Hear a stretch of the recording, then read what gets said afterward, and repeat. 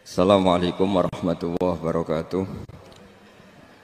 Bismillahirrahmanirrahim. Nahmaduka ya ghafuru ya syakuru. Mashalli wa sallim barik ala sayyidina maulana Muhammadin wa ala alihi wa sahbihi asma'in nama ba'du. Semua ulama itu ijma kalau riba itu haram.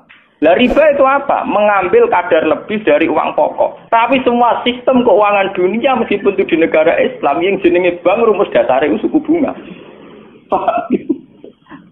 Lah makanya kayak sama tak ceritani. Hukumnya bank mulai NU lahir 26 sampai NU wis tuwek saiki 2000 pinten? Tiap muktamar mesti ana sing takok. Yo tetep dijawab khilaf. Senengane muni telu ka mulai dhisik yo telu. Suwe tambah papat. Biasane mainstream pertama riba mesti haram. Wis suwe nek riba mesti napa? Haram. Lah nek takok, "Lah bank itu termasuk riba apa ndak?" Urung mesti haram. Pokoke munine riba itu haram. Kalau ceritani nggih. Karena kiai-kiai yang meyakini riba haram itu betul. Kalau riba haram itu betul. Tapi kalau yang meyakini bank itu riba itu tidak mesti benar. Bank loh. Karena begini, dulu ekstrim-ekstrimnya kiai tenggene Indonesia termasuk Kiai Rehan Kudus. Termasuk guru-guru saya ekstrim. Ini kemauan sempat fatwa khusus bank negara itu boleh. Masih bilang gitu. Lihat di keputusan-keputusan ROG itu. Yang masih punya ruang boleh bank apa? Bank negara. Alasannya dalam sistem moneter modern tidak bisa menghindari yang namanya bank. Meskipun rumus bank tentu suku bunga atau melibatkan bunga. Tapi yang boleh itu kadarnya kayak apa? Tentu ad-daruratu muqaddaratun biqadriha. Ada aturan sesuatu yang nggak bisa dihindari. Misalnya kasus deflasi atau mengalami pengurangan nilai tukar. Misalnya begini. Tidak mungkin kan orang yang punya uang tahun 82 juta. Yang saat itu adol sapi gede. Orang nabung di bank 2 juta tahun 80. Tentu 2 juta itu jual sapi besar. Regane rong juta. Kan nggak mungkin 2010 sing sapi disepakati rego 8 juta. Tetap dibayar rong juta. Paham ya? Masa yang kayak itu termasuk riba? Toh tidak keluar dari Rasul Mal. Rasul Mal dulu rong juta kan aslinya sapi itu. Bagaimana mungkin kamu katakan itu keluar Rasul Mal? Rasul Mal sapi regane rong juta tahun 80. Saiki sapi tahun 2010 mesti regane misalnya 10. Paham? Lah nek 8 juta mbok anggap riba. Lho Rasul Mal apa sapi? Sapi nek saiki regane 10 juta. Lha iku sing dadi masalah ulama. Makanya dulu ketika Rektor Al-Azhar sing jenenge Muhammad Saltut, kenapa Saltut itu populer di dunia akademik?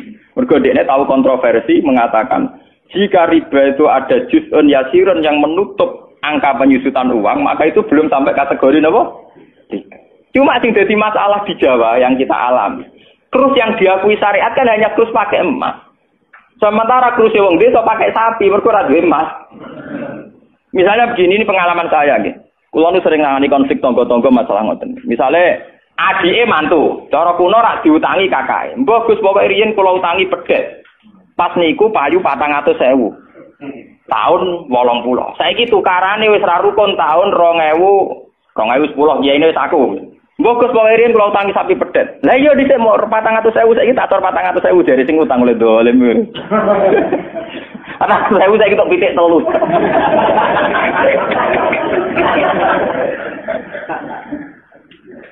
Aku lo jadi kiai ini gampang kalau jawab ngeten mawon. Nak disaur 400.000 jelas mari geger. Itu kok ada pedet mawon. Wong riyen utange napa? Pedet. Sampeyan yo goblok. Terus orang nganggo emas nganggo pedet, ngene pedet ya saya tuku pedet. Enggak engko aku ngukumi wajib nganggo krus pedet wis rupa dhuwit mesti geger. Wah, di sini kau pedet itu sahur apa? Sekarang tetangga saya itu banyak yang haji. Itu gara-gara krusnya sapi. Dulu mbah saya itu namanya Mbah Sidik. Itu haji ku entek sapi 16. Sekarang itu wong-wong darani haji ku murah. Dulu keluarga saya haji kula menangi dek cilik, keluarga kula haji mau bayar 7 juta. Terus menangi malih haji 14 juta. Pas bapak kula haji 2003 niku 23 napa? Juta. Tapi wong desa muni darane haji saiki sepakat murah. Mergo nak nganggo sapi. Mergo dhisik sapi entek sapi 16. Saiki 30 juta lah mau entek sapi papat. Dadi wong desa nak darane haji saiki luwih murah timbang dhisik. Artinya apa? Rupiah yang melonjak itu tidak ada pengaruhnya dalam kursi wong desa. Mergo dhisik 7 juta entek sapi 6, saiki 30 juta mau entek sapi papat. Bagaimana Anda bisa menvonis riba dalam konteks-konteks surwet ini ekonominya, paham ya? Mesti wong ora paham nak wong fikih ngukumi riba iku sak perampangan. Ya mau mikir maksudnya ora paham. Paham ya? Kalau kita nanti dibantah mbak Kiai, lah nak ngoten nak jenenge riba. Sama nak diutang aku malah saya kira iso nyaur, mesti riba. Wong diutang pak, wong diutang. Saya kira iso nyaur mesti kudu riba. Nah riba ora iso nyaur.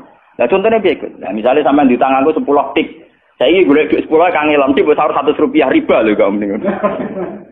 Iya toh, misalnya orang dulu punya pecahan 10 rupiah, diutang 10 rupiah. Saya kira rugi nyaur piye? Golek pecahan terkecil saya kira 100.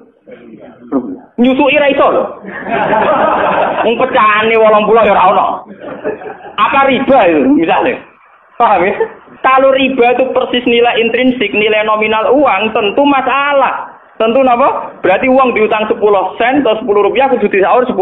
Golekine ning ndi? Paham ya? Nah ora susah barang riba lu nyusui duit 100 rupiah, golek 10 rupiah 80 nggih. Piye carane? Malah dadi ulama gelem mikir. Paham?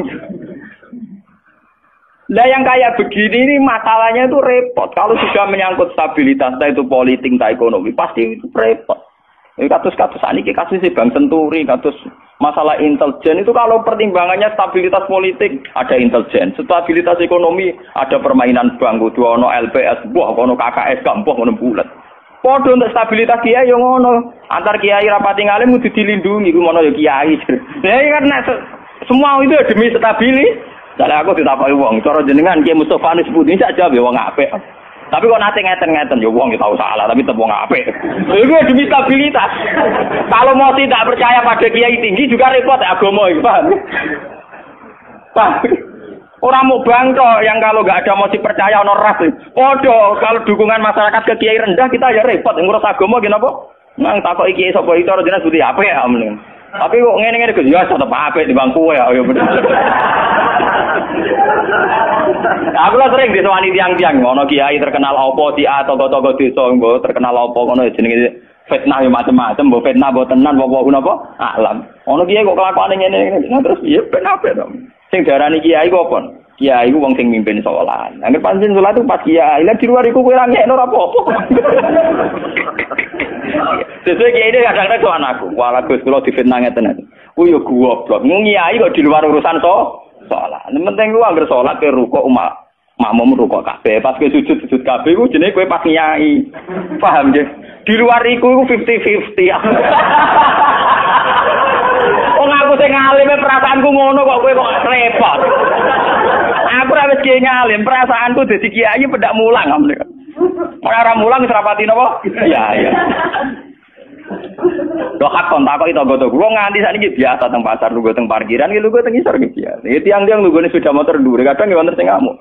Wis ono Gus Bak, aku bilang, aku nyai yo pedak mulang. Kenapa ngene iki ora pas sing apa? Cuma tetep wong saleh, nek tak omong ya. Aku tetep wong saleh. Lalu kula ulama paling ra tau tersinggung. Mboten ate kula tersinggung, sale rukun tak kontan urut mboten tersinggung. Dia biasa mah. Ya ora nurut itu artinya jadi akal. Jadi pertimbangan. Ya apik jadi akal lah kudune seneng mbek santri jadi duwe akal. Kadang kita ini berlebihan, ngongkon wong liya juga taat di luar konteks urusan agama. Kadang kita nyuruh orang itu kan hadzun nafsi. Misalnya aku jadi kiai di rumah mewah, tentu kepengen ono pot sing indah, ono bunga sing indah. Ngongkon santri wajib nurut. Itu kan aku nafsu. Saat aku kepengen di bunga yang indah, di taman indah aku kan nafsu. Kenapa instruksinya pakai lembaga kekiainan? Paham ya? Oh, itu kan kriminal, apa? Paham ya? Kecuali misalnya Rogen ngaji ngantuk, anggap kriminal bener dalam konteks agama kok itu kriminal. Paham ya? Tapi nak Rogen tak konoto tamanku dia ngantuk itu sah, karena saya sendiri ketika kepengen taman itu ana genap, itu harus dibedakan.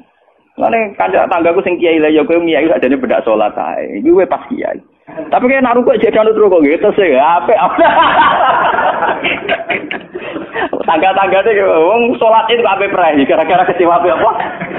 Ya tak omongi masyarakat ya tak omong. Nak ben prai yo prai wae. Dari awal salat itu ku sunat. Ora usah maksa salat itu tebe gremeng dari awal salat itu apa? Kena arep percaya tak baduri ra salat itu. Mau aku nganti saya biasa ra salat itu. Mula biasa lho nganti saknira salat iki toko-toko biasa. Ya iki biasa mawon dulu. Ya tapi kan harus keramat nggih wong barang aja. Ya biasa mawon gitu. Artinya bukan apa-apa ya. Mbok ya agama itu tidak usah sekere. Kon sunat ben tetep napa? Sunat. Terus kok ada Jawa ora tau salat subuh nek salat. Wong abang-abang nek keragat. Ora tau subuh tak salat wae. Penak. Subuh wajib ora tahu masjid napa? Paham. Maka dan itu yang dipakai ulama-ulama dulu kayak Khulafaur Rasyidin pakai itu. Kalau perintahnya itu pribadi, mereka dari awal tidak mewajibkan. Sehingga mereka tidak punya masalah yang serius. Kalau baru atas nama agama benar-benar wajib toh. Sekarang itu kan rancu. Nak ngono arwe. Nah, ono santri kriminal kabeh, misalnya wong lunga, misalnya kiye lunga kudu mobil sumban, kudu wis rosi kudu.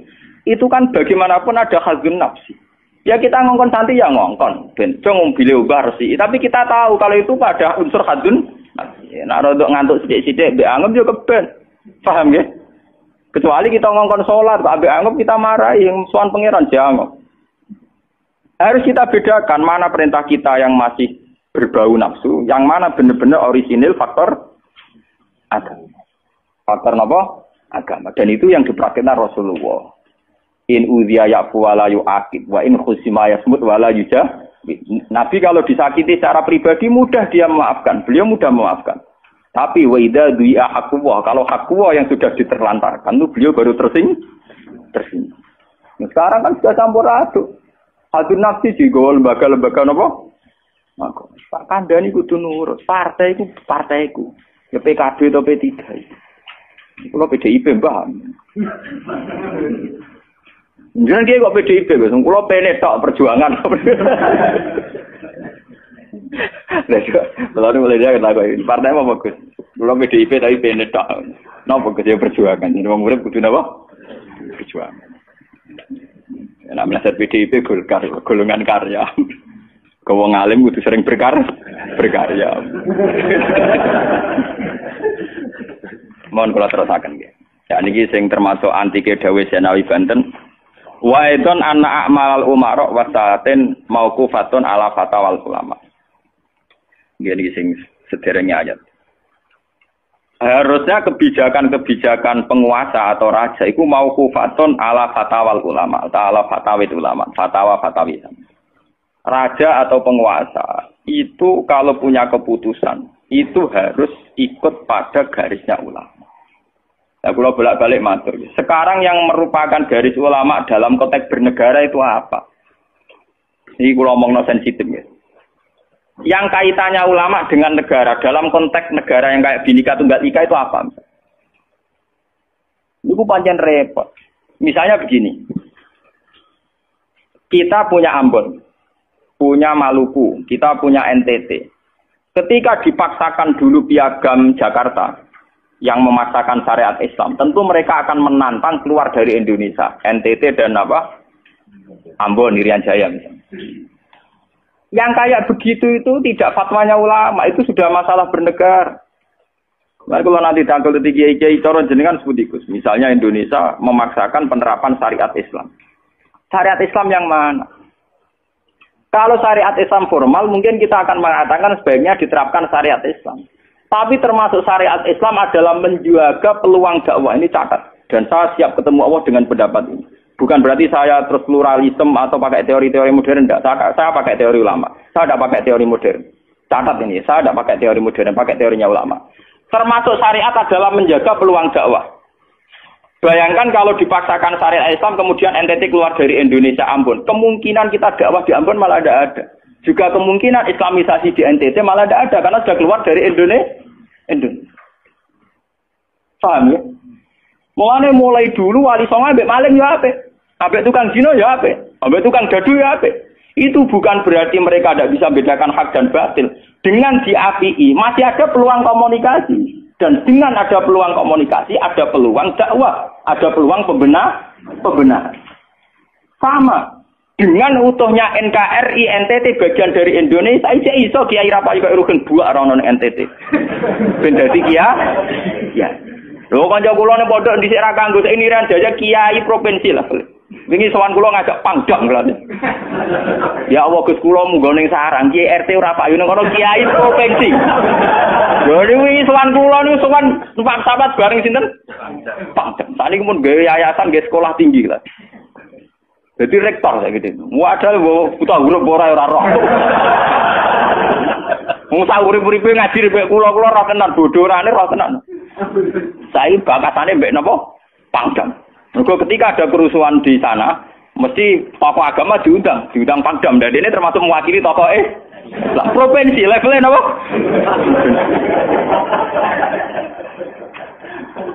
Artinya logika sehat kita, kalau kita memaksakan syariat Islam formal malah NTT lepas, itu kan berarti tidak ada kesempatan dakwah. Toh dengan tidak lepas, toh kita bukan berarti tidak ingin dakwah, kan tetap ingin apa?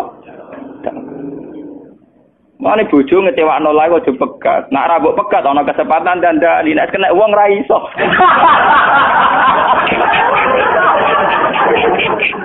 Tapi tak takdir ra apa. Ya sama. Semua sejarah Wali Songo itu sama orang nakal kan ndak apa-apa. Sampeyan delok biografi Ki Khudori Tegalrejo, dhisik terkenal yo kancanan bajingan. Bajingane tunduk mergo sungkan ramae. Tang Rembang ana jenenge Ki Sahid, wonge ganteng ki toreko. Niku wonten bajingan tobat mergo kula nu sungkan mbek Sahid. Mboten nate duka mbek kula, ger ketemu kula nggih senyum. Niku sungkan senyume nganti tobat.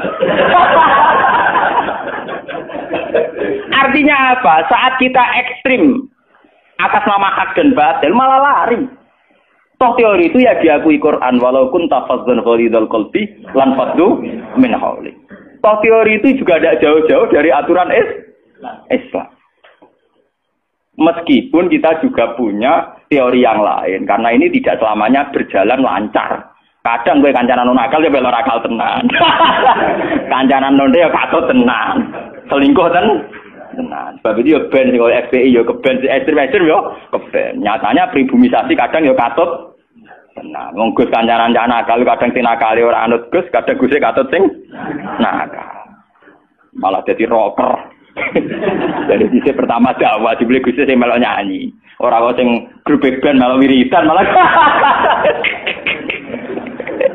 Artinya kan metode apapun kan enggak semuanya jalan lancar, tapi kita atas nama manhaj, metode, kita seluas mungkin punya wacana nggih, terus kita punya banyak pilih.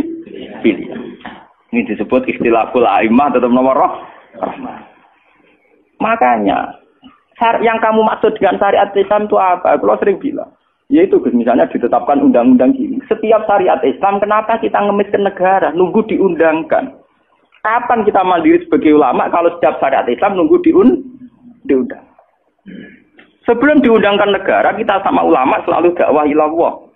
Misalnya sebelum ada badan narkoba, urip-urip kiai mesti anti narkoba.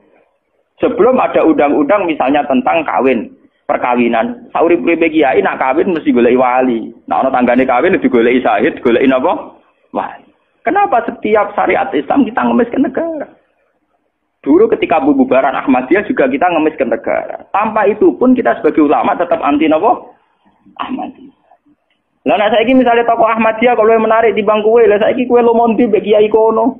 Kowe kali-kali nyalahno awake dhewe barang. Ngono kalah lomo ngono ae. Bagaimana mungkin kita dakwah nek kiai sunine medhit, kiai non sunni lho. Ketika wong lari ning aliran dari aliran apa ses? Engko kan nanti hisab pangeran iku mlayu perkara kowe medhit ora perkara apa-apa, ora lara. Paham nggih? Ini masalah. Makanya kalau baleni malih ya. Syariat Islam itu komplit, termasuk aturan hak dan batil tapi juga aturan dakwah. Makanya kalau terima kasih ya, sama ulama-ulama sekarang itu sekarang ada rumus, ada fiqhul ahkam. Fikih yang menentukan hukum ini haram, ini halal, ini mubah, ini khilafil aula. Tapi juga ada fiqhud dakwah. Di mana dalam sebuah proses diperlukan satu toleransi, jenis apa fiqhud dakwah. Dan itu penting kita kaji. Karena dalam sejarah Makkiyah juga begitu, dalam sejarah apa Makkiyah. Ketika periode Mekah, zina itu tidak pernah halal. Kamu catat, zina itu tidak pernah halal. Maling juga tidak pernah halal. Tapi ada periode 13 tahun di mana Nabi tidak sering ngomong haramnya zina, juga tidak ada hukuman bagi besi. Artinya apa? Tidak mendesak untuk membicarakan urusan zina, urusan maling. Karena yang mendesak saat itu urusan tauhid. Misalnya kamu dakwah di NTT. Tentu yang penting umat diajak ke logika bahwa tauhid itu lebih benar ketimbang trinitas. Ya hanya begitu saja. Kamu tidak mungkin langsung masuk ke urusan zina, maling, gento, dan sebagainya.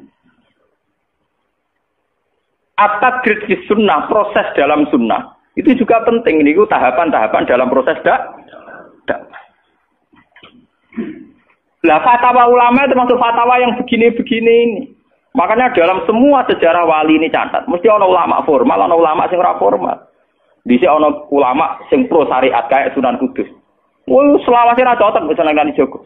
Kok Kalijogo pokoke wong Islam wis bener, mulane penggemar wong Yogyo-Yogyo. Termasuk ora usah salat dari salate Mbak Kali. Atine wis salat. Wala kan boyo lali salat 3 Klaten Jogja mbok kono. Sunan Kudus kafir cara dene. Selawase ra cocok. Ya tapi bagaimanapun, bagaimana mendakwai orang Islam kawasan Jogja, Klaten, Solo, golongane tingkir, kalau tidak model Kalijogo. Nyatane ya tetep saiki Islam pirang-pirang, sing salat ya wis akeh. Paham ya? Itu dulu masalah betul. Sunan Kudus kiai fikih. Bahkan kula untuk cerita nggih dari lisan ke lisan dari para kiai. Sunan Kalijogo sakwise tukaran terus mbek Sunan Ainul Yakin. Ke sisi tok ape gawe dakwah nganggo macan tengul. Napa jenenge? Wayang napa? Tengul. Wayang tengul lak bentuke fisik wong, koyo patung. Haram. Goman swara sorotan udziba kok kon ngekek nyawa barang jero kiai kuno kan ngono. Akhirnya tukaran. Kalijogo sadar iku metode efektif. Walhasil akhirnya disuwarno kiai sepuh zaman iku Sunan Kudus, Sunan Ampel, terus ditenoni ya saiki sedengan wayang kulit. Mergo wong gepeng ora urip. Ya tetep ana wayang tapi kulit. Artine iku ya gepeng ku artine kan gak Anak ora urip iku kan ora perlu kon ngekeki nyo, iku setengah-tengah.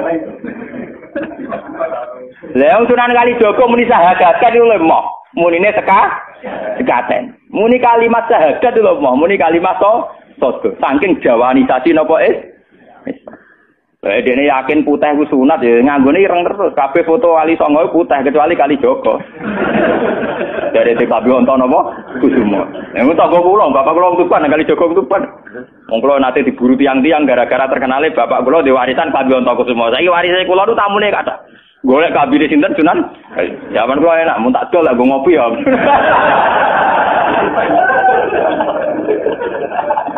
Mau aku barang apik tiba didol go ngopi. Sing duwe aku terserah kula kan.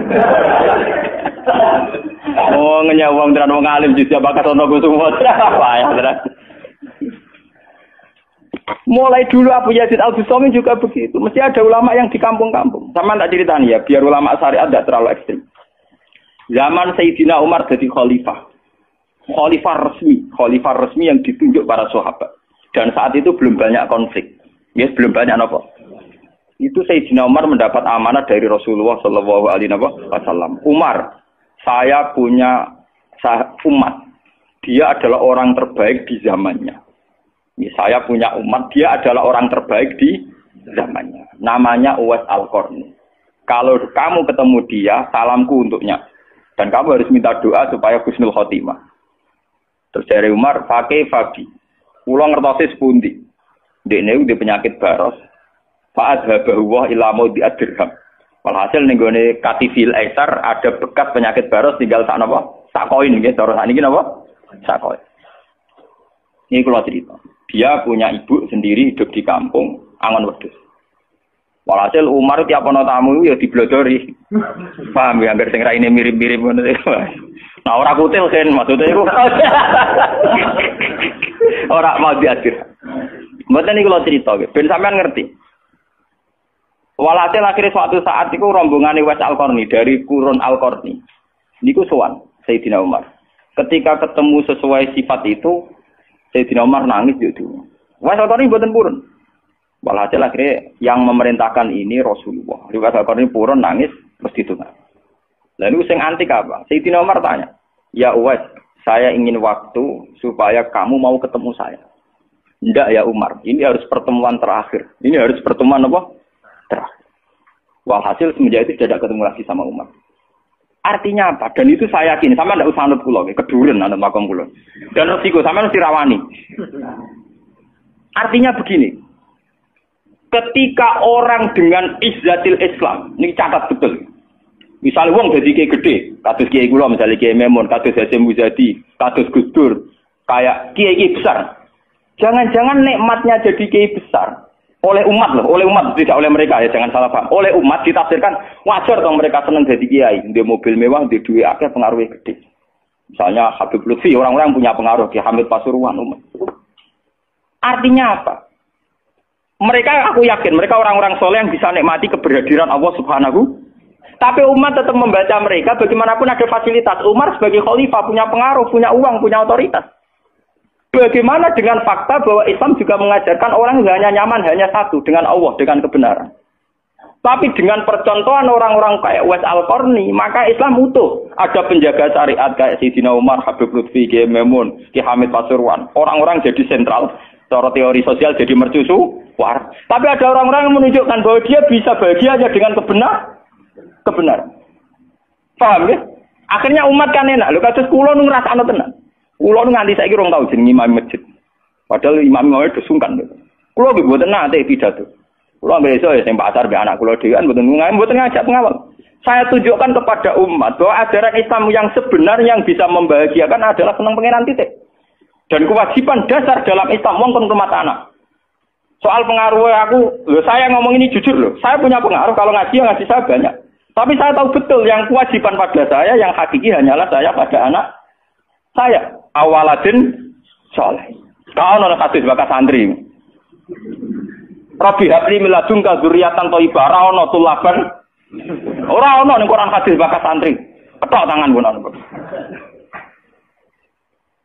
Paham ya? Artinya apa? Kalau santri-santri punya cita-cita kayak kiainya, mati dungo, itu kan terbayang kiai yang mulia, kiai yang dapat suanan banyak, kiai yang dicucuki wong akeh.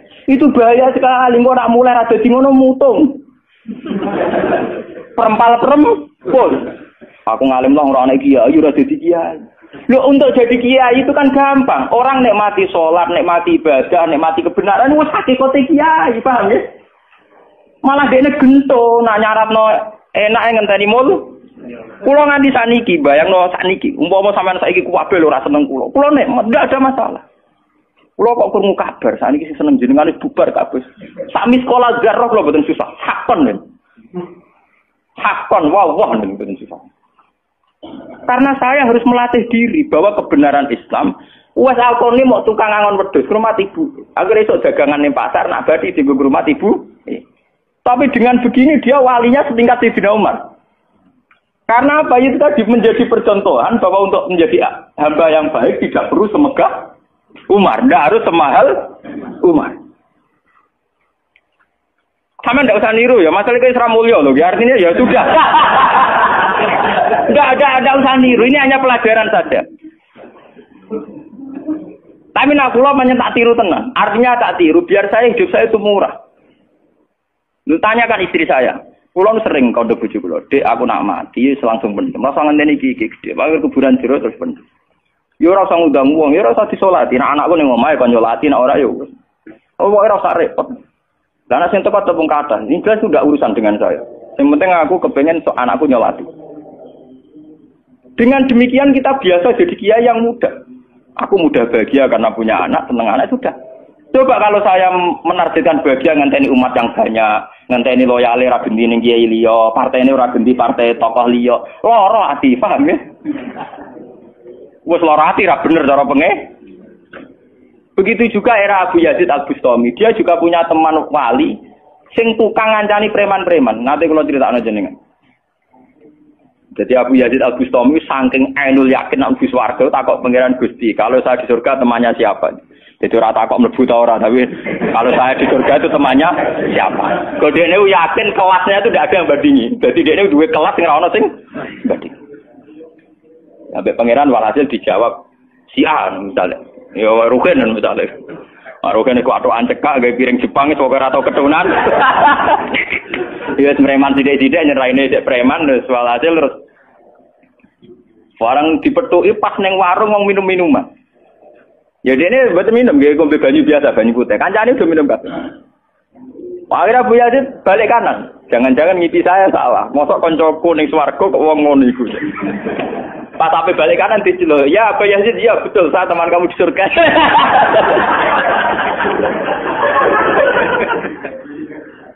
Akhirnya tak kok Abu Yazid. Kowe iku walim kelas atas, kok kelakuanem ngono. Kula ngancani wong minum-minum niku dalam proses dakwahi mereka. Iku separo wis tak tobat. Sing separo tugasnya jenengan mriyang. Awalane mriyang wali resmi kon nobatno wong mriyang. Jadi gampangane umate Gus Mek tekan mimpin Hasim Muzadi. Paham ya? Wabu Ali terus ngetokno wali ini. Iya. Umatem kon delok raiku. Nak ora tobat aja undang Abu Yazid. Delalang. Hei umatku, itu seorang wali Abu Yazid. Lihatlah wajahnya. Langsung tobat kabeh. Ngene alamate kiai nek tau nobatno wong. Ana kiai kok ora tau nobatno wong, ora ana wong sing tobat krana wajahe ta suarane ora pati kiai. Paham nggih? Ora pati napa? Iya. Tugas kiai nobatno wong ora ana sing tobat malah kepelayon. Iku ora pati napa? Iya. Contoh lagi bahwa orang soleh itu tidak harus berkecimpung mimpin itu cerita terbesar adalah Nabi Musa dan Nabi Khidir. Nabi Musa itu dengan segala reputasi, revolusi ngalahkan Fir'aun, menyelamatkan Bani Israel dari cengkeraman Fir'aun. Tapi ketika Nabi Musa merasa orang terbaik, saat dia khutbah ditanya siapa orang terbaik, ya Musa saya. Sama Allah diingatkan sama Nabi Khidir. Itu hanya orang sendiri di tengah laut. Artinya apa? Untuk orang menjadi soleh harus punya pengaruh kan. Nabi Khidir dewean. Tapi saiki wong kejangkitan penyakit. Kiai sukses wis mempengaruhi wakeh, jamaah akeh, nak wiridan akeh, istighosahan.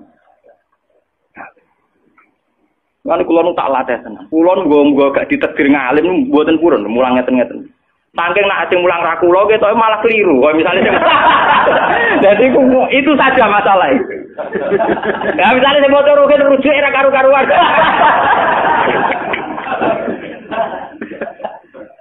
Tapi saya tetap menjaga energi ala Uwais Al-Qarni hingga detik ini saya jaga.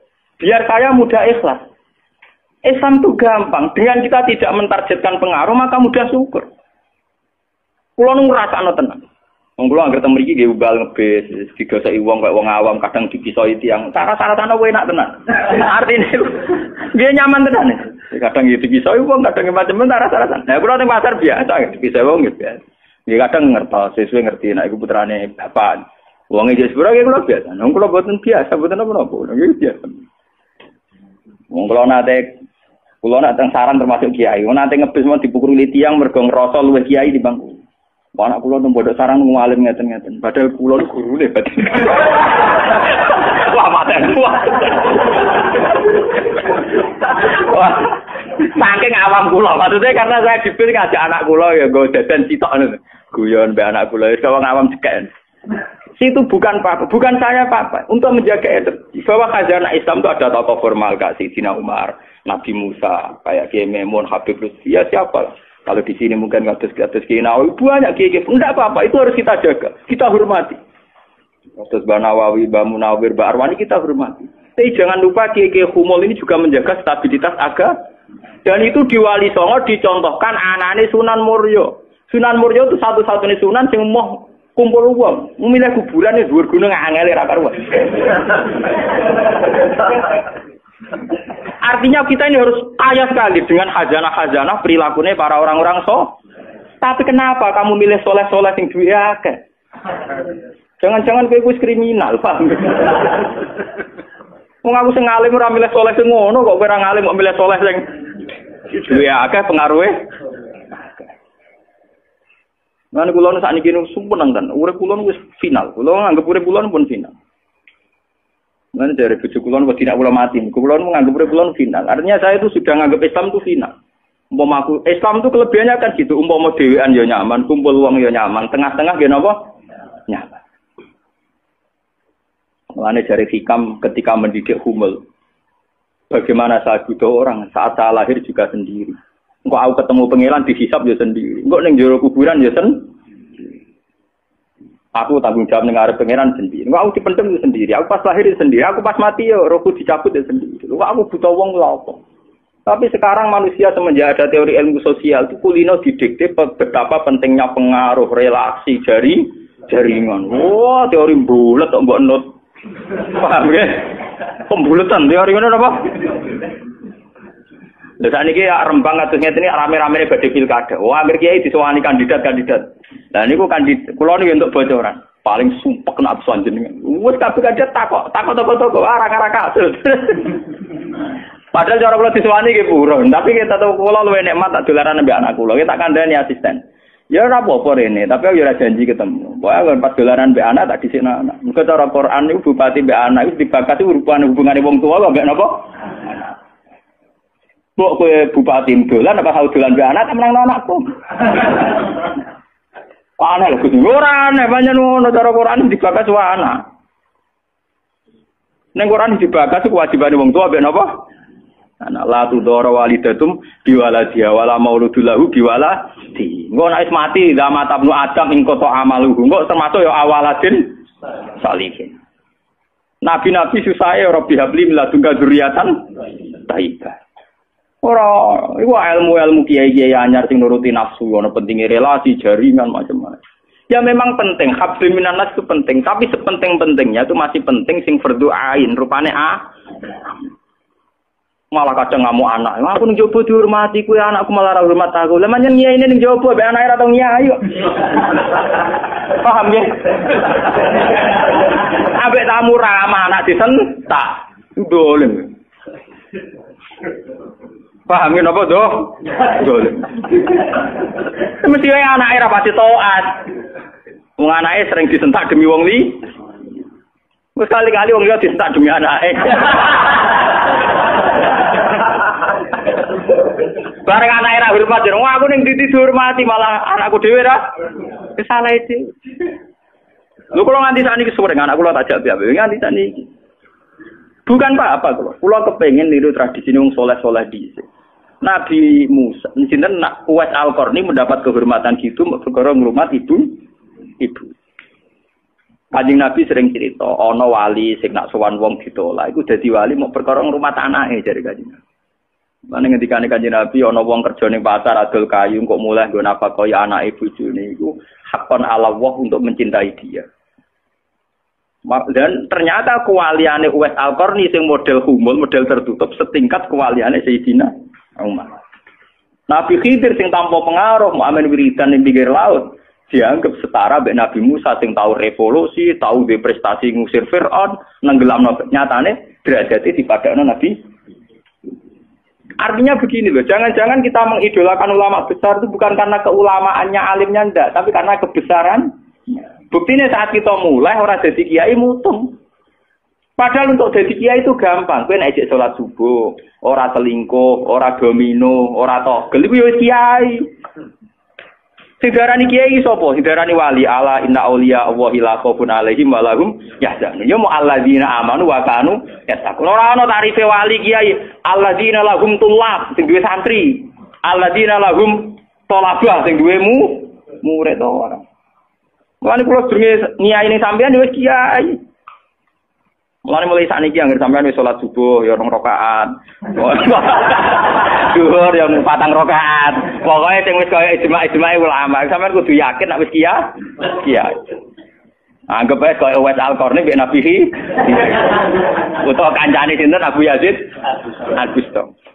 Ini penting kula aturaken karena tren sekarang mengukur kiai sukses dia itu dipengaruh. Itu keliru besar. Tidak ada itu dalam tradisi ulama wali. Sama tak cerita nih. Zaman Kiai Hamid Pasuruan terkenal wali, Pulau lu tahu banyak tentang beliau karena gurunya bapak saya, sepupunya mbah saya. Mbah saya itu punya bapak namanya Mbak Idris. Itu adiknya Mbak Abdullah, adanya Mbak Hamid Pasuruan. Jadi saya tahu banyak cerita beliau. Beliau kan orang Lasem, masih misanan kalian Mbak. Niku nggih hormat sama wali-wali humul. Zaman itu beliau masih hormat jenenge Gus Ud Sidoarjo. Juga hormat jenenge Mbah Muhammadun Pondowan Padi. Artinya wali-wali populer sebetulnya yang hormat sekali sama wali-wali humul enggak terkenal. Tapi kita kan mesti milih yang terkenal saja. Paham ya? Padahal wali-wali yang terkenal itu hormatnya bukan main sama wali-wali yang Sinten sing aran I'anatul Thalibin Sayyid Zaini Dahlan. Niku gurune sing aran sinten Gurune sing aran ya Anatul Talibin. Anatul Talibin dikarang Sayyid Abi Bakar sinten Syato. Niku muridé Sayyid Zaini Tahlan. Nggih, muridé sinten? Sayyid Zaini. Iku dhe kanca wali ning pasar Babul Kerabu. Iku angger Jumat ditiliki. Yo guyon. Suwe-suwe santrine gak trimo. Santri kaya Mustofa ora gak trimo. Wong alime ngono kok dijak guyon mbek bakul napa? Moga Jumat ditiliki. Sayyid Zaini sing rono. Dhewe takok. Wong ngoten jangan tidak itu. Iku kancaku wae. Wong sing ilmune banding aku ya wong iku. Mikir murid. Lah iku Jumat berikute ditiliki meneh wis ra ono. Mau sempat misoi Said Zaini. Kowe nyianati aku. Harusnya ketika ada orang gitu. Imam Syafi'i gitu. Imam Syafi'i itu orang alim kaliber. Dia itu kalau ijtihad hukum kok belum dikomunikasikan dengan Saiban Ar-Ra'i itu belum mantap. Imam Syafi'i itu mujtahid hukum, tapi kalau dia ragu, itu ngenteni kancane jenis Saiban Ar-Ra'i itu kang angon wedhus ning desa. Woi nek dikomunikasekno niku mantep. Dan itu mungkin setiap zaman mesti mungkin. Lah kula nu ngalami. Kula kan sering teng pasar. Ana mobil mau mandek.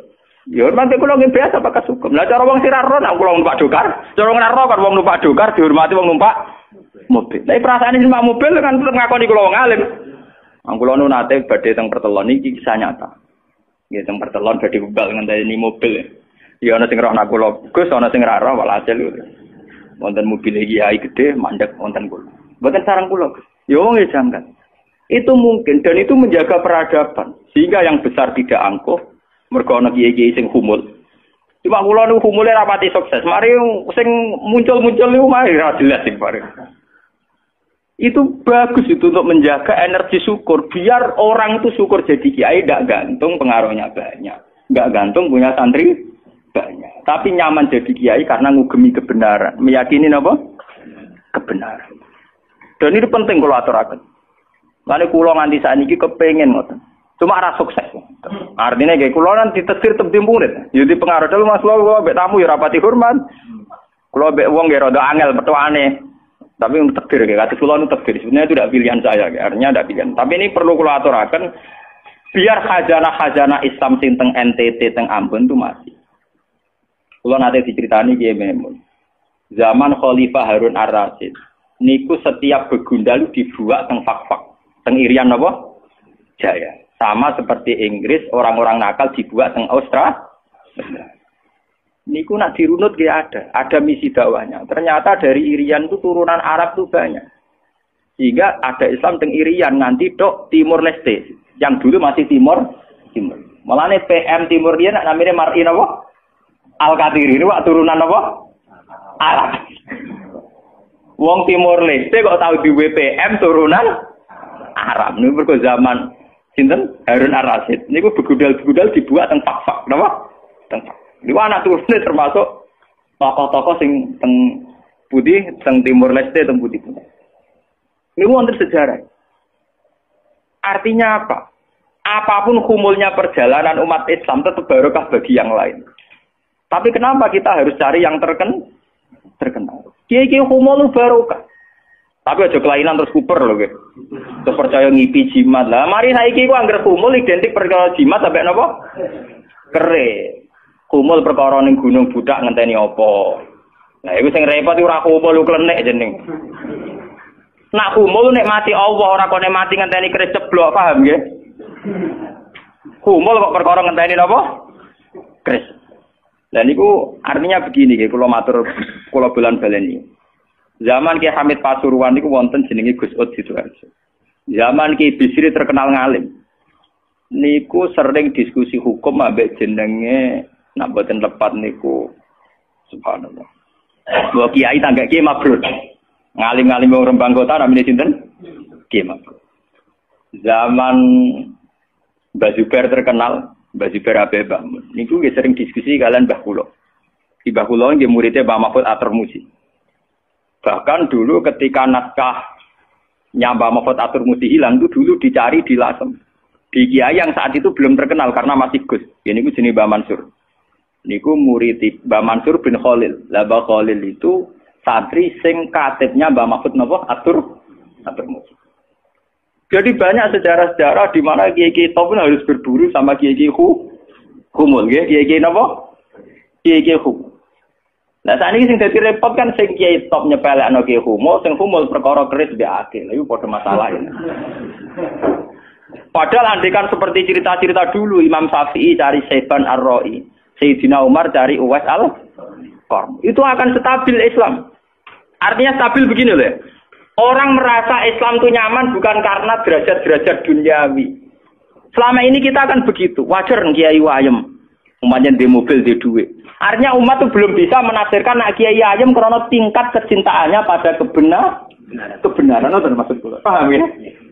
Tapi dengan ada kiai yang tidak terkenal, dia rapati di duit, kok tetap nyaman. Berarti kan bukti tingkat kenyamanannya dia faktor kebenaran. Dan dua kubu ini harus ada terus, paham ya? Untuk menjaga kestabilan Islam. Dan dalam semua sejarah itu ada. Kulo punya datanya. Lu Abu Hanifah terkenal lu nembe gara-gara murid-muridnya. Abu Hanifah terkenal rumah samu koyo Imam Syafi'i boten. Dekne iku tukang kain ning pasar. Lu bedino ya dul kain. Adene wong alim. Angger wong rono jebule ra pe tuku kain, perkara takok hukum. Angger wong debat ra perkara nyang-nyangan, bantah-bantahan ambek sing takok. Terus saya terkenal wong alim diadol kae. Akhirnya populer. Jadi dekne terkenal keulamaan niku kok toko kain.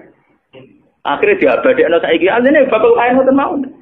Ya ana ulama terkenal liwat jalur toko napa? Sesuk tokone bangkrut mergo grong-grono takok hukum. Niku sinten?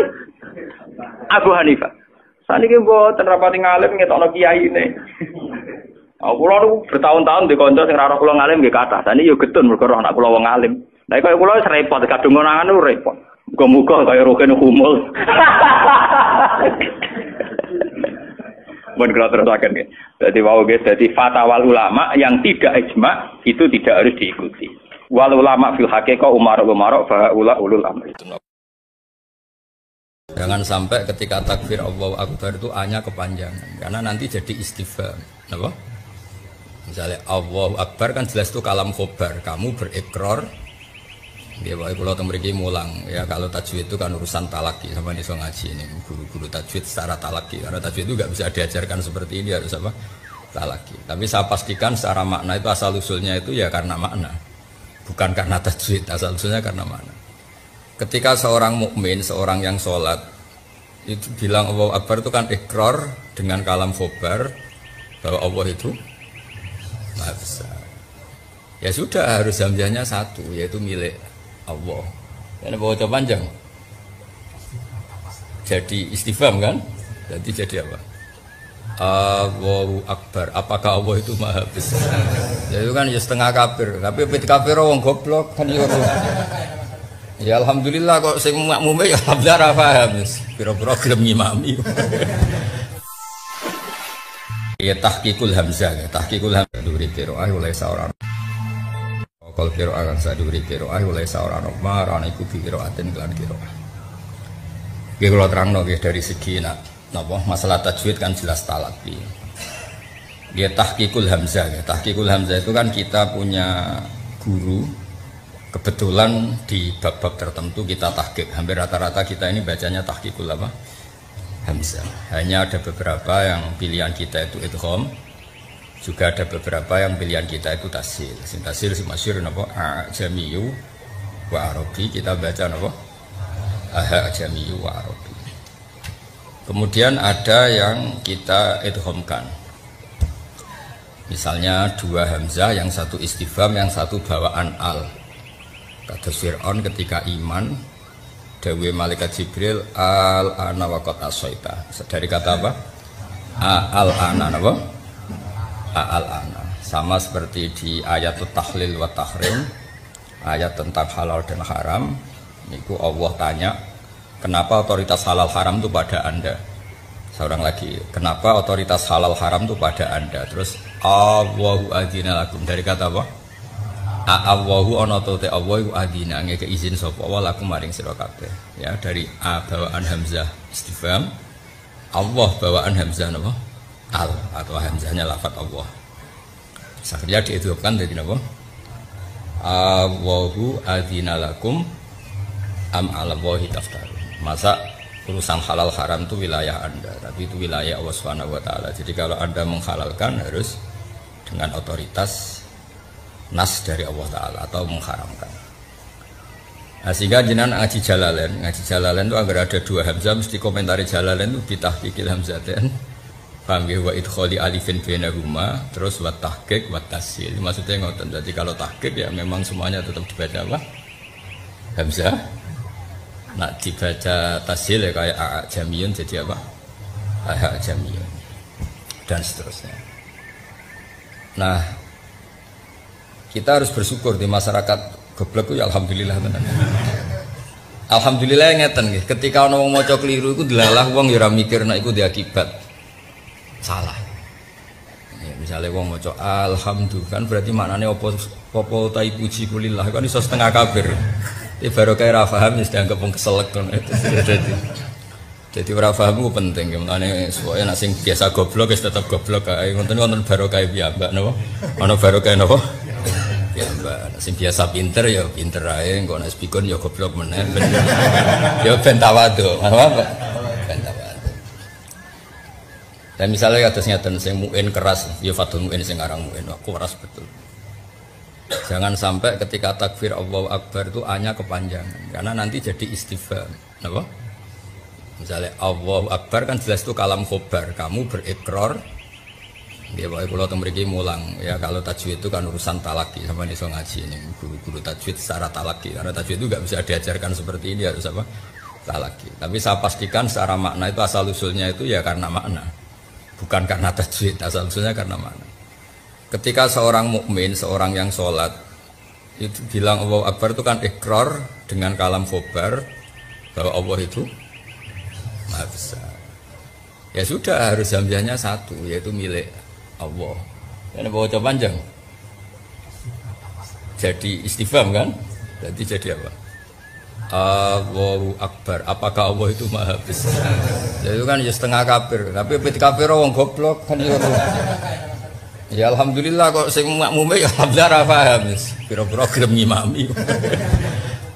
Jadi mengenai kiai alim wis kiai alim wis bingung kabeh wis kula nu sering jagongan gandani kiai alim diloroi terus dadine ku mutung. Alhamdulillah diloroi ku mutung dibar kok goblok terus. Tapi mbok salahno ndekne ya ora niat ngono. Ndekne menjaluk takoki makna Akbar piye Allah Maha Besar. Saiki makna terserah sing krungu apa sing ngomong. Yo ora sing ngomong ora. Makna lho terserah sing ngomong ta sing krungu.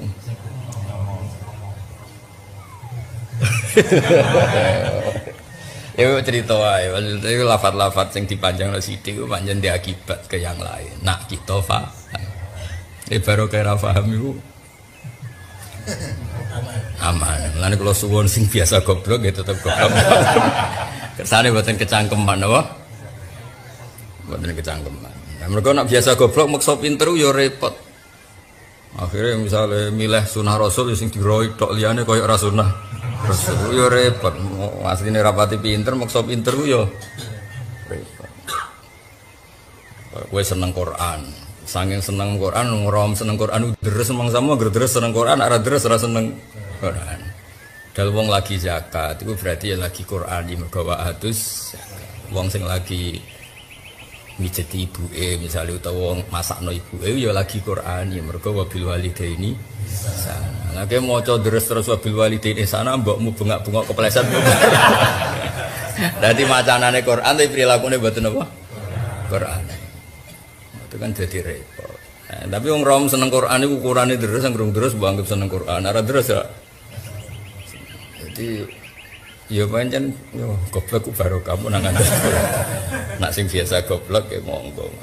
Dari awal rencana Allah itu akanal insanu zaluman apa? Zaluman banget do ini jauhan banget goblok. Ya alhamdulillah sesuai rencana Tuhan. Itu kayak manusia itu akanal insanu zaluman banget. Zalimnya ke zalim anut wazan mubalaghah jadi apa?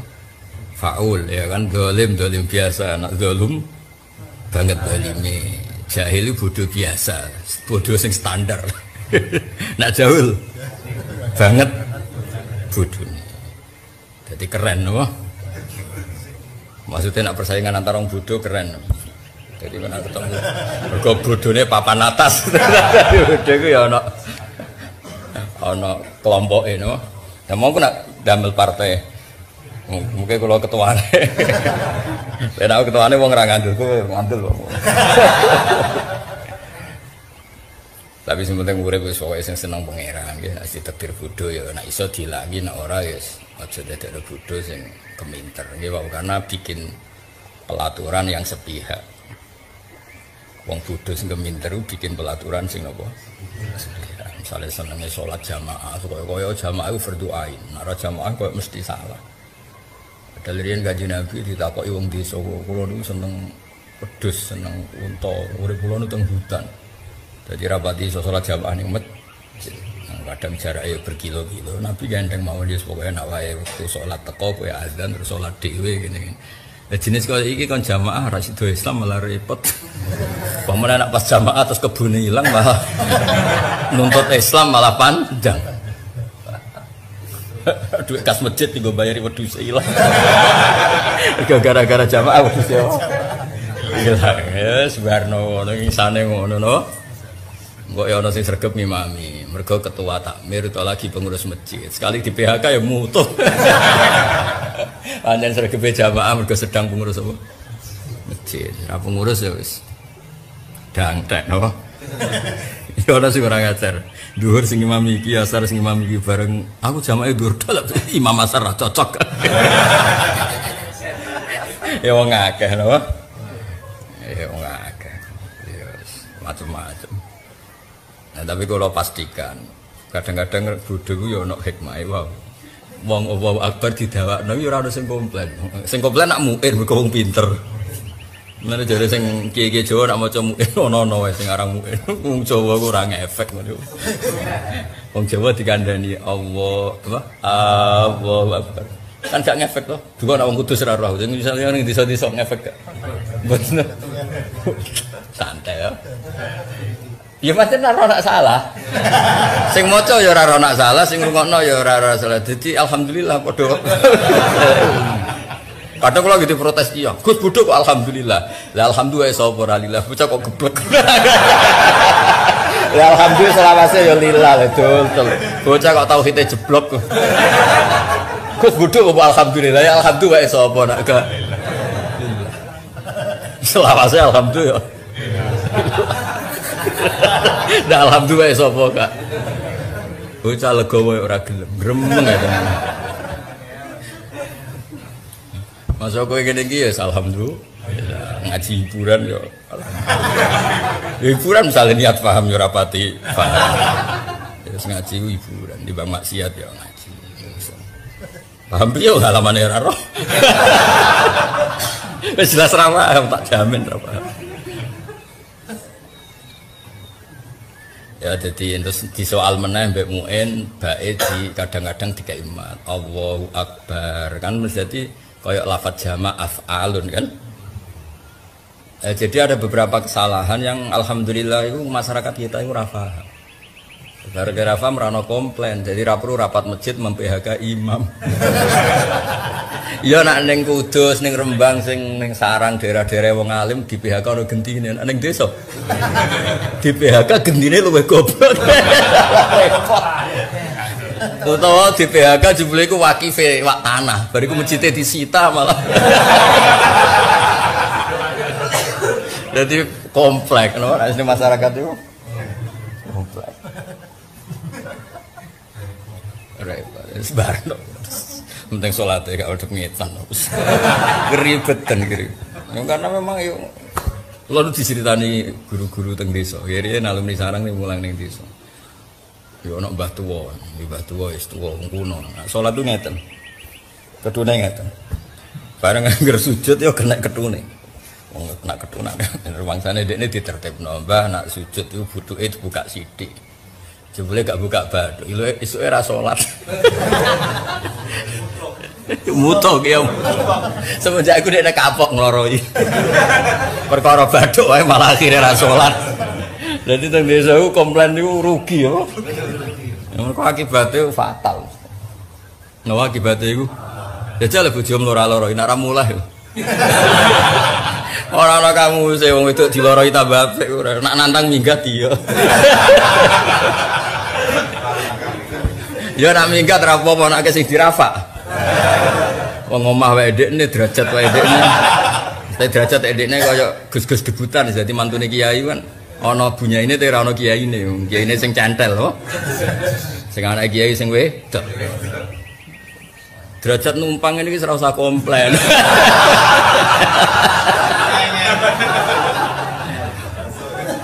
Nggih kula suwun nggih sing derajat-derajat debutan wis meneng no. Cek numpang sugih, cek numpang apa? Derajat meneng. Tambah dirafak malah. Jadi biasa ya ana salah ya berusaha ditoto tapi kok sithik. Tepak ya balik ora tepak ya wis. Ngajine sewakanal insanu apa? Mana dolan banget dolime no. Jaulan banget bintune. Ya jadi sebetulnya kalau kita fanatik lafaz, pilihan apapun itu dia akibat makna. Karena tadi kalau kamu panjangkan itu bisa punya akibat seakan-akan itu mat. Allahu Akbar kan jadi mat. Tapi masalahnya nak mbok arani mesti istifham sing maca ora niat istifham wae. Gegere merak karuan ndekne ora paham apa. Lah istifham pakanan opo ya ora. Ya tuh kali wong belah ngomong mbek bojone kasar. Sing bojone misale wong Jogja, omongan kok kasar. Dari wong belah ngomong kasar kok wiridan. Wong keloro wong belah-belah nek ketemu kancane, janjuk cek urip ta kon. Ngomong ngono iku wis kok wiridan apa? Ya ora gelo sing diomong ya ora gelo, dekne ora niat iso. Ya senjen wong belah nak ngomong wis ngono. Lesu muni lesu gak wah semane lesu cucu muka timae ku. Wah semane lesu. Padahal ya ora niat bisa. Nah di banyak komunitas tuh begitu. Kadang-kadang wong Arab soleh lah ketemu kancane muni wailak wae kadang ya ora niat muni wailak kuwi celaka ya ora sepenting kadang yo ngono kadang-kadang. Jawa Timur padha ketemu kancane. Sik urip takon. Tapi misalnya wong Jogja walian peka kan orang Jogja itu kan peka. Misalnya tuh wong Jogja rabi wong Jawa Timur sing sitok ora tau belajar budaya kakuati no. Nah anggap ae ngono. Maksudnya anggap ae wong salah ngono, beda kultur, beda budaya yes. Roe ngono napa? Napa? Roe. Jadi lahan juga yurul makna itu sing fatal-fatal kaya anam tadi waca anam tuh nek bangsa ngono niku wis muga disepuro pangeran aja muni halal nek amne halal ngrubah hukum status ya kok muga-muga disepuro pangeran status kok ngono ya kok ngono lha mbak arani halal nyatane salah mbak arani haram wong sing nglakoni karo ya muga-muga disepuro pangeran. Balik yang diwisuda atau karo penguji ini saya statusnya apa kumplot apa gini ini atas rahmat Tuhan yang Maha Esa. Mergo garap disertasi ra lulus hubung wong itu wek meh mati dilulus. Ari statusé atas rahmat Tuhan yang Maha Esa. Mestinya kan kategori ini memuaskan atau kumplot. Kan gak ono jenenge kabeh. Kayak kowe misalnya suatu saat jadi kiai atas rahmat Tuhan yang Maha Esa. Karena jadi kiai yang sebenarnya kan memenuhi kualifikasi alim soleh ranti kasus itu jenis jadi kiai atas nama kualifikasi. Nah kalau gue kan gak misalnya alim ora anak kiai ora apa ya ora berarti apa atas nama rahmat Tuhan yang Maha Esa. Jadi kita tahu kenapa kita jadi kiai atas nama rahmat Tuhan yang Maha Esa. Jangan sampai ya orang mesti maslahat buat kamu. Pas minta itu karena tomak kamu, hadun nafsi kamu, serakah kamu, tapi nggak tahu diri, pantas tawara dengan permintaan. Kayak gue misalnya jongo jadi wali, iso ya tersinggung, bocor atau tirakat atau jalur jadi wali. Tapi gak dongo ya Allah tersinggung, kere rah tahu dongo. Jadi orang kalau tidak wali itu sudah keliru terus. Jadi gue di sepuro, tapi tak kira itu akeh Ya jajal gitu ngajak wali kok Sabtu Qadir Jilani. Kira-kira Allah tersinggung ngapa nyembah? Kira-kira tersinggung. Tapi misalnya kira tahu donga kepengen kau Imam Syafi'i, apa yang tersinggung? Bocah ora di idola. Terus piye kadunya raman kabeh ora sing aman. Ora usah kuwatir likuifaksi, ora usah kuwatir meteor jatuh, kabeh ya potensi napa? Potensi semua. Sehingga ini sedikit saya ijazahkan. Suatu saat kata Rasulullah, saya ya Mu'ad melihat kamu hanya sejengkal di depan para ulama ketika nanti di akhirat. Terus Mu'ad tanya, Rasulullah tanya, kenapa kamu hanya satu jengkal dengan derajatnya para ulama ketika sowan Allah? Jawabnya Mu'ad, kamu punya amal apa? Jawabnya Mu'ad, ya Rasulullah, saya tidak pernah melangkahkan satu kaki, kecuali saya tidak pernah yakin apa bisa melangkahkan kaki yang satunya. Dan saya tidak pernah mengunyah satu makanan, kecuali saya juga tidak pernah yakin apa bisa menelannya. Dan saya tidak pernah bernafas satu nafas, kecuali saya tidak yakin apa bisa nafas berikutnya. Saking dia tergantung ta'aluk semuanya sama kudrahnya Allah Subhanahu wa Ta'ala. Kalau kita ini kan sok. Kalau makanan sudah di depannya kayak pasti bisa makan. Kalau dia sudah sehat, jalan seakan-akan pasti bisa meneruskan. Padahal 0, sekian detik, gue melaku dihantam mobil ya selesai. Misalnya stroke ya selesai, tidak bisa jalan. Sehingga para wali-walinya Allah itu orang yang filah gotin min lahagotagi. Setiap kedipan dia, setiap perilaku dia, itu hanya ta'aluk ambil Allah Subhanahu wa Ta'ala. Itu yang risiko makom ini, ya semua makom tak ada risikonya. Risiko makom ini itu biasanya dia lupa doa. Kenapa lupa doa? Karena doa itu terdefinisikan. Tak wari ilmu hakir, harus rumah serap paham lah, tak ulang. Ya risiko ilmu, saya ingatkannya. Ilmu itu kan ada dua. Ada ilmu yang karena didefinisikan. Dan itu akhirnya menjadi masalah. Sebenarnya ilmu itu tidak perlu definisi. Kedua, ilmu yang kita rasakan. Misalnya gini, kalau sama saya tanya, kamu pernah nggak minta jadi punya uang banyak? Nggak, tanya, pernah nggak minta? Terus artinya minta itu apa? Terus kita mendefinisikan. Menengadahkan tangan, bilang ya Allah, saya minta uang banyak. Saya minta ingin beli mobil. Itu namanya apa? Tidak jawab saja. Doa kan? Itu kesalahan kita. Kesalahan kita mendefinisikan doa itu misalnya menengadahkan tangan dan memohon dan menyebutkan permohonannya itu terus disebut doa. Tapi kalau menurut Allah, sistem tubuh kamu yang menghendaki punya mobil, sistem tubuh kamu yang ingin punya uang banyak, reaksi tubuh kamu yang terhinakan karena ditagih orang atau butuh uang, ini menurut Allah ya sudah kamu itu peminta-minta. Saya ulang lagi ya. Sehingga menurut Allah kamu minta tidak minta ya tetap berstatus peminta, pengemis. Nah, orang-orang yang sudah wusul, meskipun itu kondisional ya, tidak selalu.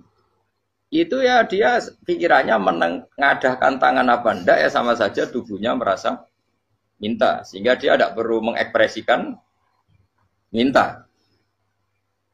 Nah, terus orang yang fikih bilang seperti itu tuh sombong, wong kok gak tahu donga. Sebetulnya keliru vonis orang fikih. Bagaimana mungkin dikatakan sombong? Dia reaksi tubuhnya, elemen tubuhnya sebetulnya meminta. Dia tidak berkategori meminta karena ilmu kadung didefinisikan kalau minta itu yang seperti ini. Itu kan lama. Nanti kalau suatu saat Indonesia yang kuasa itu terlalu NU atau terlalu yang tidak NU, lama-lama ada definisi. Misalnya yang dikatakan tahlilan itu apa? Ya bid'ah, Nabi tidak pernah tahlilan. Sahabat tidak pernah nahlilin Nabi. Malah nggak ngaji Nabi jadi tahlil. Mana nih tahlilan jalukno sepuro mayit, ngaji Nabi jalukno sepuro. Sehingga dengan tradisi itu tahlil itu masuk definisi bid'ah. Karena nggak pernah dilakukan sahabat dan para tabi'in. Ya salahnya kamu definisikan. Tapi kalau udah kamu definisikan, diarani tahlil, ya mau la ilaha illallah. Terus mungkinkah satu bacaan la ilaha illallah dilarang? Wong ra oleh maca kalimat tauhid. Jadi misalnya tahlil iku nafadno kalimat tauhid. Oke tok ora ngara iso dilarang tapi tahlil iku mitung dinane mayit koyo budo. Sangane kriminal. Enak. Ya sudah seperti itu. Makanya banyak orang salah itu karena ilmu kadung didefinisikan. Nah, definisi itu sebenarnya tidak mengikat dalam banyak hal. Ini penting saya utarakan. Ya karena seperti itu. Makanya itu masalah-masalah besar antara kita dan firqah-firqah yang lain. Masalah ahli sunnah, terus masalah yang lain-lain. Memang ya sudah seperti itu. Ya saya ulang lagi ya. Hanya ngutip Habib Abdul Haddad. Jadi syair itu sebenarnya ada di Diwanul Haddad. Apa? Diwanul Haddad. Diwanul Haddad itu syair-syair Abdul Haddad. Misalnya kamu lapar. Perut kamu kan mereaksi minta makan. Andaikan kamu itu Tuhan, kan kamu tahu bahwa perut kamu itu minta makan. Tanpa kita bilang, ya Allah saya minta makan, Allah tahu kalau reaksi tubuh kamu minta makan. Sehingga orang yang tidak minta pun asal makomnya makom yang ikror, mengakui kalau dia butuh, ya namanya sudah minta. Tapi fikih kadang mendefinisikan sing darane minta itu misalnya madhep kiblat terus menengadakan tangan dan sebagainya. Ya sudah kita sebagai orang pengikut ya yang ikuti fikih, yang ikuti tasawuf sebetulnya itu definisi yang setia. Sehingga ketika Nabi Ibrahim mau dibakar Namrud, masyhur itu cerita itu. Beberapa hari mungkin bulan-bulan orang disuruh Namrud cari kayu sebanyak-banyaknya. Ketika kayu sudah terkumpul mungkin satu lapangan, Ibrahim mau dibakar. Pegawai Namrud itu bingung caranya mencalok Ibrahim. Mergo saking gedene napa? Api. Nak dicalok kok ado iku ratok tengah. Nak diparekno iku kepanasan. Masyhur. Terus setan zaman iku urung akeh dadi setan tenan. Saiki kan duplikate sakeh dadi setan ra tau muncul. Wong duplikate wis napa? Akeh. Singkat cerita setan itu muncul pura-pura jadi manusia terus ditemukan manjane. Manjane itu semacam ketepil besar yang jadi menane dari kiai-kiai ketepil haram mergo penemune setan. Dari ini tuh. Tapi nak manjane penemune setan itu betul walhasil terus dibikinkan satu manjane semacam ketepil besar terus Ibrahim dilemparkan ke api. Lewat apa? Ketepil tadi idenya siapa? Setan. Nah ketika di tengah api itu unik. Kata malaikat Jibril datang terus tanya sama Ibrahim, ya Ibrahim apa kamu butuh saya? Butuh. Alakah hajat apa kamu punya kebutuhan? Jawab Ibrahim lah, saya tidak punya kebutuhan. Amma ilaika fala, kalau ke kamu ndak. Karena kamu makhluk, apapun keren kamu Jibril tetap kamu makhluk. Amma ilaika fala. Ndak maksudnya butuh ke Allah nanti saya nyampaikan. Mana dinya Nabi Ibrahim, kalau Allah tidak usah kamu sampaikan ya sudah tahu. Gua ambek Jibril. Oh, anak gue ditekak mana? Ya saya ulang lagi. Apa kamu punya kebutuhan? Alaka hajalah ama ilaika fala. Kalau ke kamu ndak. Ndak maksudnya butuh ke Allah nanti saya sampaikan. Karena Jibril yang mentang-mentang dekat sama Allah dan tukang memberi informasi. Saya kata Ibrahim, kalau ke Allah sih tidak perlu kamu. Dia sudah tahu. Nah itu terjadi nadumanya Habib Abdul Haddad masyhur itu apa? Hasbi min su'ali ilmuhu bihali. Jadi cukup ilmunya Allah itu menjadikan saya tidak perlu minta. Hasbi min su'ali ilmuhu bihali. Jadi ada kondisi tertentu yang para wali itu, saya ulang lagi, kondisi tertentu yang para wali itu ya tidak minta. Tapi kalau itu ditiru jenengan semua ini jadi keangkuhan. Kenapa? Wes ora ndonga tangani ditenangano, atine yo ora eling pangeran, kan akhirnya ra njaluk tenan. Lha kuwi aja niru wali-wali. Nah, wali-wali itu kan misalnya tangannya tidak menengadah tapi semua sistem tubuhnya merasa butuh sama saya itu pernah ya. Tapi itu kondisional dan saya juga ngulang enggak mesti bisa. Ketika saya umroh itu pernah saya ada satu kondisi itu doa ya di putaran pertama, Bos. Di putaran pertama saya berdoa ya agak banyak di multazam. Putaran kedua mau berdoa sudah tidak berani lagi. Sampai ke-7. Hari kedua ya tidak berani, hari ketiga enggak berani. Nah seperti itu tidak bisa dibuat-buat meskipun saya juga agak ingin. Tapi ya pas itu ya enggak bisa. Gara-gara itu korban kitab hikam, ya kitab hikam yang terkenal. Kitab hikam itu pernah cerita gini. Rubbama dallahum al-adab ala tarkit tolak. Terus di antara makalahnya itu wa inna ma yunabbahu man yajuzu alaihil ighfal. Tapi kamu jangan niru dosa kan. Tapi jangan ingkar ilmu ini tambah dosa kowe. Jadi niru ya dosa, ingkar ya dosa. Jadi ada seorang wali kata Hikam. Kadang-kadang seorang wali itu mau doa diulang itu sungkan. Kenapa? Yang perlu diingatkan itu yang potensi lupa. Allah kan masih ingat doa kemarin. Itu gara-gara saya sebelum umrah itu mensinau kitab Hikam itu agar itu kok. Ya Allah, sing tak dungani wingi ejek eling kok tak eling nomen ae. Kan. Tapi kan akhirnya dungane eling. Ya Allah kayak kemarin. Hari ketiga ya Allah kayak. Makanya menurut saya ilmunya orang hakikat itu juga ada sisi kriminalnya karena ya tadi. Tapi kamu ingkar ya keliru. Memang Allah gak mungkin lupa, ngapain kamu ingatkan. Makanya menurut saya Allah itu mandat terbaik, bener-bener Rahman Rahim. Mestinya nak Allah terbaik, kue donga bedino malah ngamuk. Lah aku lali tapi mbok eling dong. Tapi Allah itu ya maklumi, memang yang mungkin lupa. Wong Allah tidak pernah lupa kok, kamu ingetin terus. Atau kamu menggurui Allah, yaitu ya Allah nang sebadani kalau di duake, padahal nggak mesti maslahat bagi kamu. Duake orang mesti maslahat bagi kamu. Maka ada sekian contoh yang wali itu dibully pangeran. Saya sering cerita, banyak cerita wali itu dibully pangeran, digarap ya pangeran. Ini gara-gara salah itu. Saya pernah cerita dan itu ada di Hikam betul di kitab itu. Ada wali itu tukang hamal itu manol di pasar itu tukang angkut. Jadi kalau ada orang bawa barang berat diangkut dia, terus misalnya kalau dulu mungkin ya ke kereta atau ke singkat cerita terus diupahi. Setelah dapat apa dia pasti pulang karena dia hanya butuh makan satu piring karena dia tirakat makan satu piring untuk ibadah 24 jam. Singkat cerita dia ngeluh ya Allah, kamu tahu, engkau tahu saya ini pecinta engkau. Saya ini hanya butuh makan satu piring untuk kuat sholat. Tapi kenapa harus jadi juru manol? Berilah saya rezeki yang tanpa kerja. Selang sekian hari dia dituduh maling. Terus di penjara, terus dapat rezeki tanpa kerja. Dia ya Allah kenapa jadinya gini? Kan kamu minta rezeki tanpa kerja. Ya itu penjara itu rezeki tanpa kerja kan. Jadi Allah memperlakukan para walinya itu memang unik. Ya kadang dibully.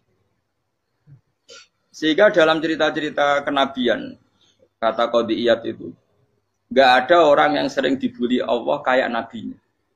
Karena nabi itu orang yang dicintai Allah. Jika salah sedikit saja itu, toro pangeran, toro kampus itu digarap, pokoknya dipelonco, pokoknya salah sedikit. Misalnya begini, Nabi Yakub itu kan nabi. Dia mungkin nyon jauh gak tersadar nyembelih anak sapi itu di depan indukannya. Ya beliau mungkin spontan saja, Pak. Kalau kamu yang melakukan pasti tidak ada hukumannya karena Allah tidak pati peduli sama kamu sudah lah. Artinya gak peduli salah pantas saya ora jelas ya gitu. Tapi ini nabi. Ketika itu terus indukannya sapi tadi ya Allah, Yakub itu kekasihmu. Saya tidak berani sama dia karena dia kekasih. Tapi saya tetap menuntut keadilan. Dia harus merasakan susahnya dipisah dengan anak. Meskipun dia tidak nuntut rasanya roh anak sebelah itu tidak se ekstrim itu. Sapinya itu hanya nuntut ya Allah dia harus merasakan sakitnya terpisah dengan anak. Akhirnya Allah menciptakan Yakub mengalami terpisah dengan Nabi siapa? Itu kalau kata Qadiyat, itu kalau yang melakukan tidak Nabi pasti gak dibully Allah, dibiarin. Karena Nabi ini yang melakukan. Nah. Terus ini Nabi Yusuf lagi. Mana rasa daftar wali berat? Nabi Yusuf itu di penjara itu karena terdolimi apa karena memang dia salah? Terdolimi. Dan Nabi Yusuf itu Nabi. Nabi Yusuf itu Nabi betul memang benar-benar. Meskipun ganteng dia Nabi. Syaratnya Nabi ganteng kira-kira mlebu. Nabi itu harus ganteng, enggak boleh. Nabi elek ora oleh. Karena Allah izin di kekasih kok kriting elek. Allah itu di selera. Kabeh Nabi mesti yang paling ganteng di kaumnya, yang paling nasab. Enggak boleh Nabi kok pesek, kriting, enggak boleh. Tapi kalau sudah jadi orang soleh oleh kan. Tapi kalau Nabi enggak boleh. Nabi Yusuf bukan, masyhur kan cerita Nabi Yusuf dengan siapa? Zulaikha. Dan belum ada orang dalam keadaan darurat masih cerdas kayak perempuan. Jadi singkat cerita, ketika Yusuf diajak Zulaikha selingkuh enggak mau kan keluar dari kamar. Dalalah kebetulan wa alfaya sayyidah rajal. Itu si Zulaikha tadi spontan langsung bilang, wahai suamiku, apa hukuman orang yang ingin menodai keluargamu? Itu wong wedok. Padahal dia agak terencana, dia pun nggak bayangkan kepergok suaminya. Itu dalam keadaan kepergok itu masih cerdas. Suamiku, apa hukuman orang yang mau menyelingkuhi keluarga Anda? Singkat cerita suaminya murka, terus Yusuf dipenjara, terdolimi. Ketika dipenjara, kemudian Yusuf punya keahlian mentakwil apa? Mimpi. Kan tadi suaminya Zulaikha itu tidak sampai raja ya, kira-kira PM atau menteri. Raja itu punya mimpi yang bisa nakwil itu hanya Yusuf. Singkat cerita, terus utusan raja datang ke Yusuf. Dan takwilan Yusuf terbukti benar. Tapi Yusuf ini seorang nabi, saya ulang lagi Yusuf seorang nabi. Dia tapi ya manusia. Bilang gini ke utusannya, coba bilangkan ke raja kamu. Di penjara ini ada orang yang dipenjara secara terzalimi, yaitu saya. Tolong laporkan ke majikan. Itu Allah tersinggungnya itu bukan main. Nabi kok lapor makhluk. Itu tersinggung. Nah kowe kan gak piye. Kowe ngajono proposal ya ora piye. Wis pokoke Allah mek kowe ora piye. Wong sampean swargane ya ora langsung wae ngono pokoke kira-kira kan sudah gak perlu ditegur. Makanya fa'an sahu syaitanu dzikra rabbi fala bisa fisijni bid'asi. Maka Allah mentakdirkan utusan raja tadi itu lupa melaporkan peristiwa Yusuf ke raja tadi. Sehingga raja gak pernah dengar kalau ada orang di penjara karena Allah tersinggung. Wong kowe iku nabi kok lapore ambek penguasa. Ngono tok iku wis Allah tersinggung. Karena dia nabi, gak boleh nabi lapor makhluk. Jadi Allah itu dengan nabi itu sangat-sangat sensitif. Sangat-sangat sensitif. Ya begitu. Terus kita terkenal, meskipun ini nggak ada di Quran, Nabi Musa. Nabi Musa itu pernah sakit gigi. Karena dia mentang-mentang kalimullah, orang yang sering komunikasi dengan Allah, minta ya Allah, tolong tunjukkan obat gigi saya itu apa. Singkat ini sama Allah dikasih tahu. Kamu ngunyah suket ini, gitu. Rumput ini kamu kunyah, nanti pasti sembuh. Karena resepnya dari Allah ya pasti mujarab, kan nggak ke dokter. Singkat cerita dikunyah terus sembuh. Suatu saat dia sakit gigi lagi, nggak konsultasi lagi karena masih punya resep tadi kopian apa resep. Dia datang nyari suket yang sama dikunyah tambah sakit. Tanya sama Allah, ya Allah ini kan resepnya yang sama, kenapa tambah sakit? Kata Allah, kamu itu kekasihku. Roh nak sing ngobati ku aku ra suket sembrono. Semenjak itu Nabi Musa ora pernah resep lagi sudah. Andaikan tuh kamu, pasti Allah juga gak tersinggung. Makanya kata Qadiyat, kenapa para nabi sering ditegur itu bukan karena Allah murka. Nabi itu beda. Jadi kesalahan kecil atau apa-apa yang menurut kita ada salah itu untuk nabi salah. Makanya di ahli sunnah ada kaidah apa? Mimba bihasanatil abror sayyi'atul muqarrabin. Pernah dengar kaidah apa? Mimba bihasanatil abror sayyi'atul muqarrabin. Sesuatu kalau dilakukan umumnya orang itu hasanah atau kebaikan, tapi kalau dilakukan para nabi itu salah. Karena apa ya? Saking dekatnya dengan Allah. Saya ulang lagi apa? Mimba bihasanatil abror sayyi'atul muqarrabin. Jadi nabi itu beda. Nah, para nabi itu orang-orang yang ngalami fikir yang doa resmi kayak siapa tadi? Definisi fikir ya sering. Kayak definisi orang tasawuf yang sering. Sehingga ketika Nabi berdoa, ya memang secara disiplin ilmu yang namanya berdoa, ya minta Allah dengan mengadakan tangan. Ketika agak berdoa, karena Nabi sadar Allah tidak perlu diingatkan lagi, pasti masih ingat. Gitu. Jadi dua-duanya benar terus. Makanya Nabi itu lam yazal fitaroki, Nabi itu selalu naik derajatnya. Karena pas minta ya benar, pas tidak minta ya. Tapi kamu jangan niru, dosa kan. Tapi jangan ingkar ilmu ini, tambah dosa. Okay? Jadi niru ya dosa, ingkar ya dosa. Jadi ada seorang wali kata hikam, kadang-kadang seorang wali itu mau doa diulang itu sungkan. Kenapa? Yang perlu diingatkan itu yang potensi lupa. Allah kan masih ingat doa kemarin. Loh itu gara-gara saya sebelum umroh itu mensinau kitab hikam, agar itu kok. Ya Allah, sing tak dungani wingi ece eling kok tak eling nomen ae. Dadi wa innama yunabbahu man yajuzu alil yang bisa diingatkan hanya orang yang potensi lupa. Sementara Allah tidak akan. Tapi kan akhirnya dungane elik. Ya Allah kayak kemarin. Hari ketiga ya Allah kayak Makanya menurut saya ilmunya orang hakikat itu juga ada sisi kriminalnya karena ya tadi. Tapi kamu ingkar ya keliru. Memang Allah gak mungkin lupa ngapain kamu ingatkan. Makanya menurut saya Allah itu mandat terbaik, bener-bener Rahman Rahim. Mestinya nak Allah terbaik, kue dungo bedino malah ngamuk. Lah aku lali tapi mbok elang ngeling dong. Tapi Allah itu ya maklumi ya, dengan kekeliruan. Kita ini kan selalu keliru. Dungo terus ya keliru sebetulnya. Karena seakan-akan kan mengingatkan seseorang yang mungkin lupa. Wong Allah tidak pernah lupa kok, kamu ingetin terus. Atau kamu menggurui Allah, yaitu ya Allah nang sebadani kalau dia juake, padahal nggak mesti maslahat bagi kamu. Juake orang mesti maslahat bagi kamu. Kalau kamu turun terus, pas minta itu karena tomak kamu, hadun nafsi kamu, serakah kamu, tapi nggak tahu diri pantas taura dengan permintaan. Kayak gue misalnya jongo jadi wali, iso Allah tersinggung, bocah atau tirakat atau harus jadi wali. Tapi gak dongo ya Allah tersinggung, kere ra tau dongo. Jadi orang kalau ndak wali itu sudah keliru terus. Jadi kok di sepuro, tapi tak kira itu akeh salah. Ya jajal ke dongo wali kok sabtu kok dirjilan. Kira-kira Allah tersinggung ngopo nyembadani? Kira-kira tersinggung. Tapi misalnya kira tahu dongo kepengen kau Imam Syafi'i, apa yang tersinggung? Bocah ora di idola. Terus piye Gus? Piye kadung salah biasa wis. Wis bakat salah no. Bakat salah. Ini sedungane sing gampang itu mesti bener Rabbana dzalamna anfusana wa lam taghfir lana wa tarhamna lanakunanna minal khasirin. Saya pernah punya kitab dan kitab itu menurut saya luar biasa. Bahkan ketika adu bully itu, adu cara mahasiswa itu kayak pelonconan itu. Nabi sama Nabi pangeran gitu, dan itu sekali yang satu salah melakukan disiplin ilmu, pangeran itu degradasi. Dan Allah memang mengancam gitu. Kalau kamu melanggar ini, la ahbiton namin diwanin nubuah. Nanti la amkuan namin diwanin nubuah. Kamu saya hapus dari buku kenabian. Tes-tesannya ya lucu, biasanya begini.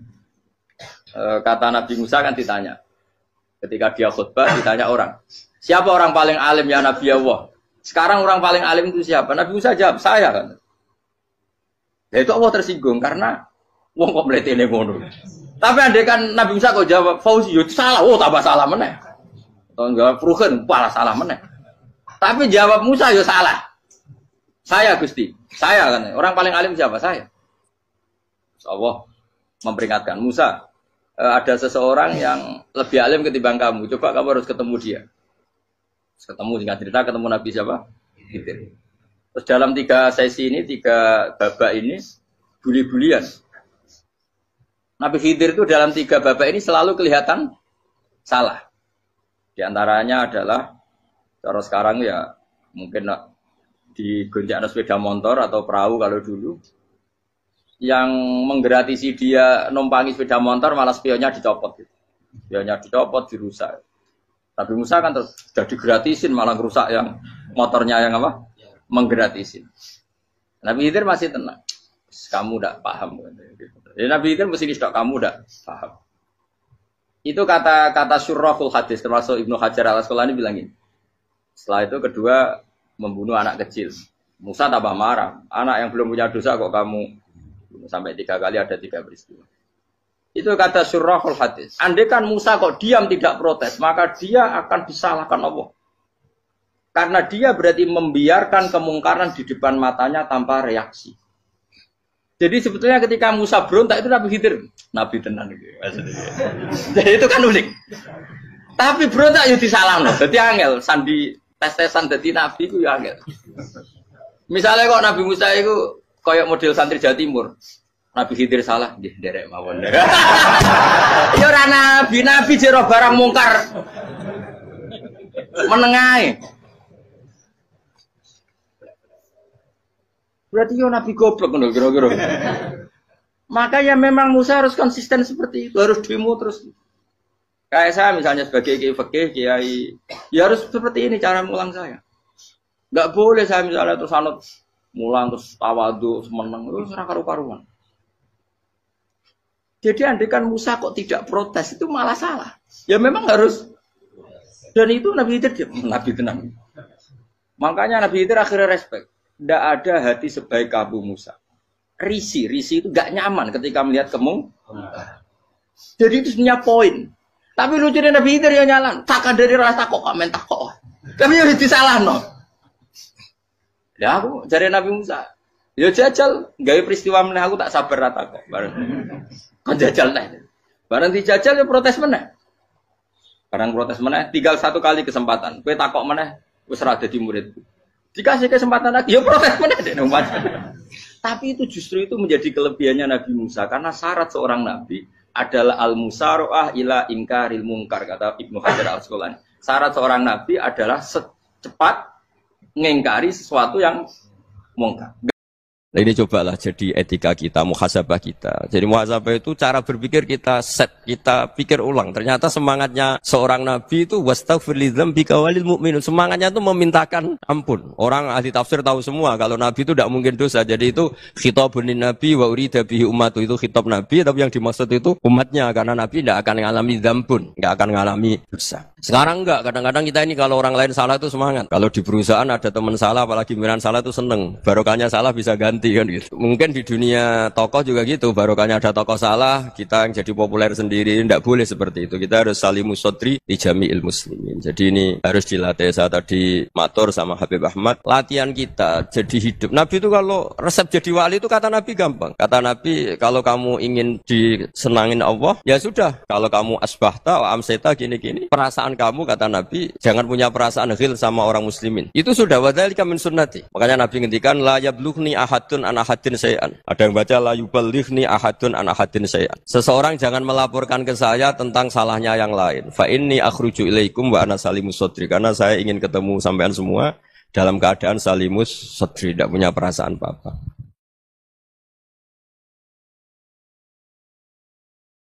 Dalam konteks Indonesia, muhasabah itu sudah jadi perilaku ya.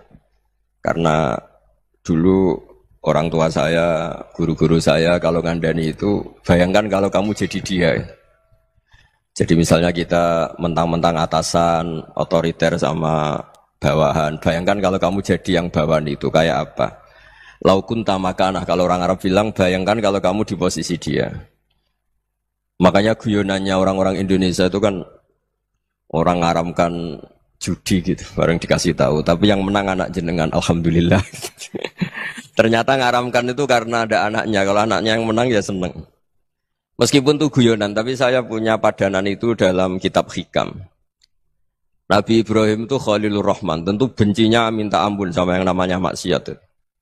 Suatu saat beliau diterbangkan di alam malakut. Itu kalau di Hikam saya halaman 15 juga. Saya masih ingat betul. Mungkin kalau Anda beda halaman karena beda cetakan. Atau enggak punya kitabnya. Atau punya tapi tidak bisa baca. Nah itu jadi berbagai kemungkinan. Atau punya tidak bisa baca tapi dianggap jimat. Atau digo pencitraan. Banyak itu kaji-kaji tidak bisa baca kitab tapi di ruang tamunya kitabnya besar-besar. Pencitraan itu. Tapi ya bagus lah, nggak apa-apa untuk syiar. Setelah diterbangkan di alam malakut, diperlihatkan sama Allah. Ada orang pezina, ada orang syaribul khomri, ada orang mabuk, ada orang macam-macam. Allah tanya sama Nabi Ibrahim, bagaimana pendapat kamu Ibrahim tentang mereka yang maksiat? Kata Nabi Ibrahim, ya Allah habisi saja mereka. Mereka hidup di bumi engkau, makan rezeki engkau, kemudian mereka tidak taat sama engkau. Singkat cerita di fase itu, saya ulang lagi di fase itu, Allah nurutin. Sampai sekian peristiwa, mungkin 3 atau 4. Sudah, setelah sekian tahun Nabi Ibrahim lupa peristiwa itu, kemudian beliau diminta menyembelih anaknya. Ini versi kitab Hikam. Memang versinya banyak tentang kenapa Nabi Ibrahim disuruh menyembelih anaknya. Ketika mau menyembelih anaknya, Nabi Ibrahim ragu. Wa samratu fuadi. Anak saya ini buah hati saya, kenapa engkau suruh menyembelih?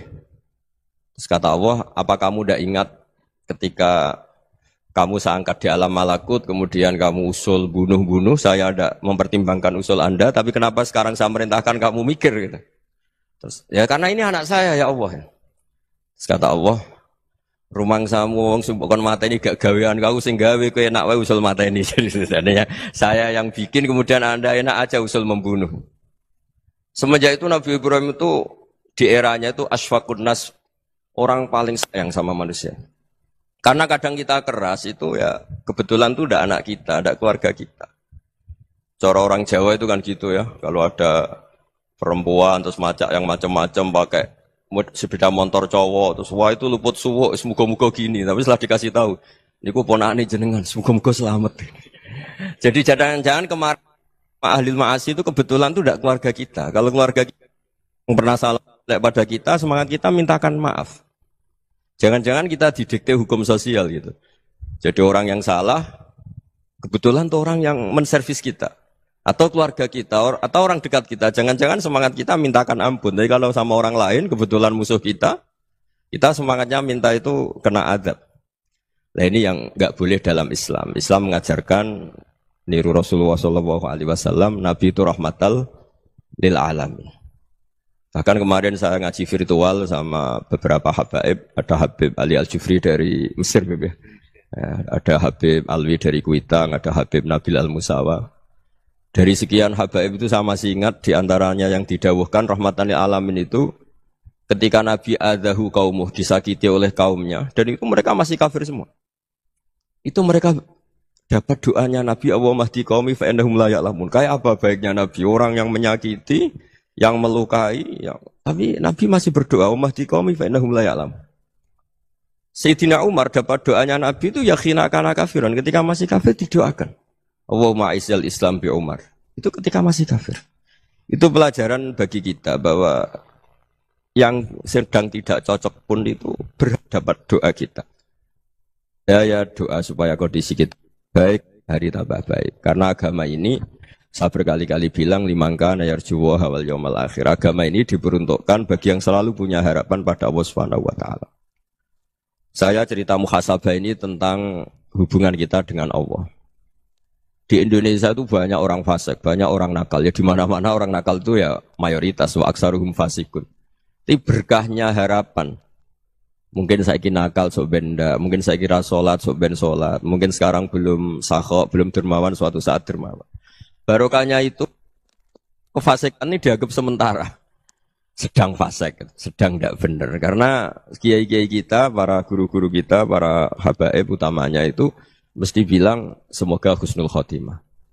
Nah barokahnya doa itu semoga husnul khotimah itu menjadikan satu pola sosial. Yang sedang fasik ini masih diharapkan jadi lebih baik, jadi lebih. Sehingga kita tidak ngambil sikap ekstrim, ya ingin menghabisi atau ingin mengadili, tidak. Karena selalu kita punya harapan. Dan agama ini limangka nerjuwa hawal yaumil akhir. Bayangkan dulu kalau yang nakal itu anak kamu. Pasti kamu nggak ingin kan langsung dapat azab, dapat apa. Padahal kita semua jadi tokoh ini abul kulli, bapak dari semuanya. Sehingga ketika Rasulullah SAW jalan-jalan kemudian melihat perempuan sedang menyalakan api. Kalau apinya mati ditiup, anaknya dijauhkan. Nanti kalau sudah jauh dari api, anaknya digendong lagi. Terus kata Rasulullah, matur ke semua sahabat, Aro'aitum anna hadih tarihatan waladaha alan nar. Apa kamu berpendapat bahwa perempuan ini akan melemparkan anaknya ke neraka? Tidak ya Rasulullah. Tidak akan seorang ibu melemparkan anaknya ke api. Terus kata Rasulullah, Allahu arhamu min hadih biwaladiha. Allah lebih rahman, lebih rahim dibanding orang tua ini kepada anaknya. Ini yang harus kita kenalkan terus, kita kampanyakan terus. Supaya orang hubungannya dengan Allah itu nyaman, asik. Sehingga dengan demikian selalu ada harapan bahwa yang sedang nakal ini suatu saat tobat. Kita tidak boleh menghukumi pasti begini, pasti gini. Itu tidak wilayah kita. Itu juga yang dicontohkan Rasulullah SAW. Secara lahir Nabi itu nggak berkenan sama Wahsy. Karena Wahsy itu salahnya salah fatal. Karena membunuh ahabban nasi ila Rasulillah. Yaitu membunuh Sayyid Hamzah. Jadi ketika Wahsy tobat, Nabi itu nerima tobatnya. Dan ketika beliau dengan basariyahnya agak siap ketemu Wahsy karena harus ingat Sayyid Hamzah, basariyahnya diturutin. Oke, kamu iman, saya turutin, tapi jangan sering ketemu saya. Karena kalau ketemu kamu, saya masih ingat sama paman saya, Sayyid Hamzah. Kita bisa ngelola seperti itu. Kita tidak cocok sama orang, bagaimanapun mereka umat Rasulullah SAW, kita tetap mencintai mereka. Misalnya kalau beda agama, mereka sama-sama orang Indonesia, kita mencintai mereka atas nama warga Indonesia. Tapi kalau misalnya potongannya ora cocok, beda kultur, bawaannya itu mangkelno cara Jawa. Ya bisa diilmoni, jangan ketemu. Wong sudah tidak cocok, ingin ketemu nyari solusi. Roh ini tok seneng itu kan ya repot itu. Ya sudah kalau nggak pati cocok ya jangan sering ketemu. Dan itu kita bisa memanage seperti itu tuh bisa. Saya berkali-kali cerita tentang Imam Syafi'i. Kalau dikasih tahu ya Imam Abu Abdillah, panggilannya Imam Syafi'i, tetangga Anda ini ternyata banyak yang nggak senang Anda. Jawabnya beliau senang. Ya bagus kalau nggak senang saya, ndak utang saya katanya. Jadi gara-gara sampean seneng aku ngatur aku ini kan. Nah, mungkin sampean ra seneng kan ya enak. Jadi hidup itu dianggap happy. Kalau seneng ya teman silaturahim, kalau nggak seneng ya nggak bakal utang gitu. Baru kayak seneng itu nggak ganggu. Gitu. Jadi dulu itu orang bisa ngelola seneng ndak seneng itu bisa. Karena ada kearifan hubungan dengan Allah Subhanahu wa taala. Hidupnya selesai karena masyghul bi dzikrillah. Mereka sibuk dengan Allah. Makanya kata ulama-ulama tasawuf, kamu jangan melihat manusia perilakunya, tapi kamu juga harus ingat yang gerakkan semua itu Allah Subhanahu wa taala. Dengan demikian kita farah, kita senang. Makanya Nabi kalau ngutus Anas bin Malik kemudian enggak kesampaian yang diinginkan karena Anas main, ketika garwa-garwane Nabi agak tersinggung, Nabi andaikan Allah menghendaki yang saya inginkan kesampaian, pasti itu kesampaian. Jadi dianggap kegagalan Anas enggak manggil yang dituju Nabi itu ya kersane Allah ya enteng saja. Sayyidina Ali lebih parah lagi yang dialamin. Itu dalam beliau kalau dipanggil tuh gak cepet-cepet ke sana. Ketika ditanya, kenapa kamu tak panggil gak cepet ke saya? Amin tuh ukubatak. Karena aku tahu engkau orang baik. Orang baik itu pemaaf. Jadi makanya orang-orang soleh dulu itu bodoni itu. Makanya sekarang kalau ada orang bodoni itu mesti bidik orang soleh. Kalau orang-orang soleh itu kakean husnudzon lagi sering dibodonin. Abdul bin Umar itu masyhur itu. Kalau ada budaknya sering sholat, sergap sholat itu dimerdekakan. Akhirnya enggak sholat pun pura-pura sholat. Akhirnya juga dimerdekakan. Ketika ditanya, kenapa engkau merdekakan? Padahal mereka sholatnya menipu engkau, kata pembisik-pembisik itu. Man khoda'ana lillah in khoda'na lah. Dia nipu atas nama Allah, berarti saat tertipu juga atas nama Allah. Enggak masalah dong, semuanya demi Allah Subhanahu wa ta'ala. Jadi ketika kita ketemu mensifati Allah Ta'ala itu ghafir. Allah pemaaf. Jangan kamu enggak fair untuk diri kamu nyifati Allah ghafir, pada orang lain Allah kamu sifati syadidul iqab. Jadi Allah kamu atur, kayak MC tadi ngatur saya. Jadi Allah itu apa? Kalau pada saya ghafir, kalau pada musuh saya syadidul iqab. Itu enggak fair. Kalau Anda punya harapan kepada Allah karena Allah Rahman Rahim, Allah ghafir, sebenarnya Allah pada musuh kita ya bisa saja Allah ghafir, bisa saja Allah Rahman sehingga kita melihat orang lain yang kita tidak cocok itu ya enteng saja. Itu min ummati Rasulillah sing tanaluhu syafa'atu, tanaluhu sa'atu rahmati, tanaluhu fair. Jangan dengan kita kayak mesti dapat rahmat, jangan orang lain kayak Allah pasti syadidul iqab. Itu tidak boleh. Sehingga ketika ada orang Badui, singkat cerita orang Badui ini kencing di masjid, semua sahabat membentak dia. Yang enggak bentak hanya Nabi tok. Saking mangkelnya orang ini karena semua sahabat bentak kecuali Nabi. Setelah dibenari Nabi, terus Nabi nyuruh Sobu Ali Dhanuban min ma'in. Setelah disucikan masjid itu, dia berdoa keras sekali. Allahumma arhamni wa Muhammadan wa la tarham ma'ana ahadan. Ya Allah yang berhak dapat rahmatmu hanya saya dan Nabi Muhammad, yang lainnya jangan. Karena yang lainnya tuh jengkelin, gitu aja saya salah dimarah-marahin gitu. Jadi kalau kamu doa terbatas ya kayak orang Bedui ini, kayak orang Arabi. Apa kata Nabi? Laqad tahajjarta wasi'an. Allah yang rahmatnya luas menjadi kamu sempitkan. Karena kamu mau atur Allah hanya rahman pada Indonesian Power, pada NU, pada kita yang orang lain enggak perlu dapat. Itu kan kasihan Islam karena Islam terus enggak dimiliki semua orang. Allah enggak dimiliki semua orang, Rasulullah enggak dimiliki semua orang karena di NU, di ormas tertentu di enggak boleh seperti itu. Enggak boleh takhassar tawasian kata Nabi, enggak boleh mempersempit zat yang rahmatnya itu luas. Ini semoga etika ini kita pakai di Indonesia. Yang sedang fase kita harapkan lebih baik. Yang sedang nggak dapat hidayah kita doakan dapat apa? Hidayah. Masyhur kan, makanya tadi saya mohon sama Habib Ali supaya Habib Ahmad supaya tetap mahalul qiyam, tabaruk sama Habib Ali di antara doa-doa di Simtud Duror masyhur itu antuqabilal mudhniba minnah bil ghufran wal musi'a bil ihsan. Jadi harapannya para habaib, para orang-orang baik dulu ya semoga yang dosa itu dimaafkan, yang sedang salah dibuka, bikin lebih baik. Nabi itu tugasnya juga gitu. Wastaghfir li dzambika walil mu'minina wal mu'minat. Nabi itu tugasnya juga memintakan ampun yang sedang salah. Nah ini cobalah jadi etika kita, muhasabah kita. Jadi muhasabah itu cara berpikir kita set, kita pikir ulang. Ternyata semangatnya seorang nabi itu wastaghfir lidzambika walil mu'minun. Semangatnya itu memintakan ampun. Orang ahli tafsir tahu semua kalau nabi itu tidak mungkin dosa. Jadi itu khitabun nabi wa urida bihi ummatu, itu khitab nabi tapi yang dimaksud itu umatnya, karena nabi tidak akan mengalami dzambun, enggak akan mengalami dosa. Sekarang enggak, kadang-kadang kita ini kalau orang lain salah itu semangat. Kalau di perusahaan ada teman salah, apalagi pimpinan salah itu seneng. Barokahnya salah bisa ganti kan gitu.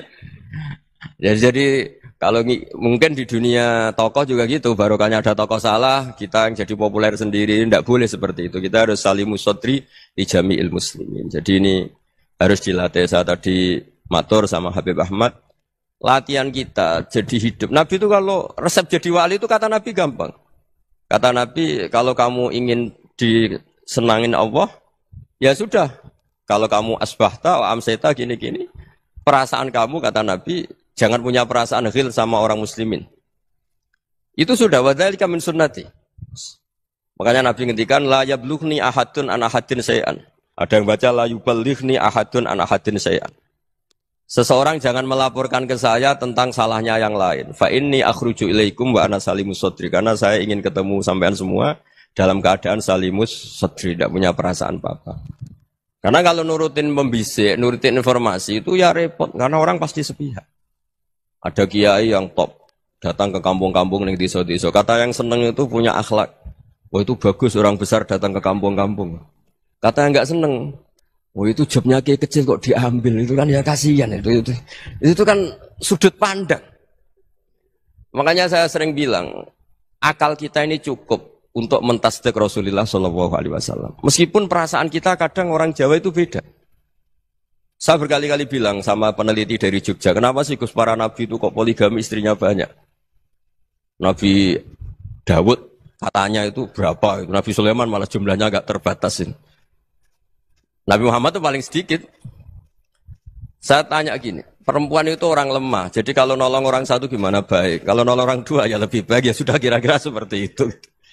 Paling tidak akal kita masih tahu kalau orang baik itu kan mesti baik. Nolong orang satu baik, nolong orang dua ya lebih baik, nolong orang tiga lebih baik. Tapi kalau kamu orang nggak baik, satu saja kamu terlantarin, kamu miskinkan, kamu ya tinggal diukur kan. Kalau orang baik nambah baik, tapi kalau orang buruk tambah buruk. Nah itu akal. Akal kita bisa menganalisis kenapa sih nikah itu ada yang poligami, ada yang enggak. Ya sudah, ukur saja diri kamu. Misalnya kayak saya elek keriting, rabi terus, memperbanyak wong elek, orang perilaku netok, raine dadi elek kabeh gitu. Tapi nak kowe ku ganteng, alim, ganteng, sugih, anake ganteng-ganteng, berhubung kowe saleh ahli swarga kabeh, mertua yo bangga karena karir kamu meyakinkan. Ini mertua kamu aja gak bangga mau nambah. Ipar gak bangga, mertua gak bangga, desa kamu yang kamu wayai juga gak. Beda dengan Nabi ketika nikah Juwairiyah itu gak ada pernikahan sebarokah Nabi dengan Juwairiyah itu. Azharu Rasulillah, di situ habis perang banyak tawanan, gara-gara jadi besanya Nabi langsung dibebaskan semua karena Azharu Rasulillah. Sekarang besanya Kanjeng Nabi. Dulu Abu Sufyan mangkelnya bukan main sama Nabi, gara-gara putrinya dinikah terus langsung jadi. Kalau kamu kan enggak, nikah satu, nikah lagi, satu kampung musuh kamu. Karena istri pertama ya cemburu, yang kedua agak bangga. Wah itu selesai itu, dunia wal akhirah. Maksud saya, nganalisis Islam itu harus pakai akal. Dan akal yang dipakai, ini saya bawa ke kitab Ihya, adalah pikiran-pikiran para ulama.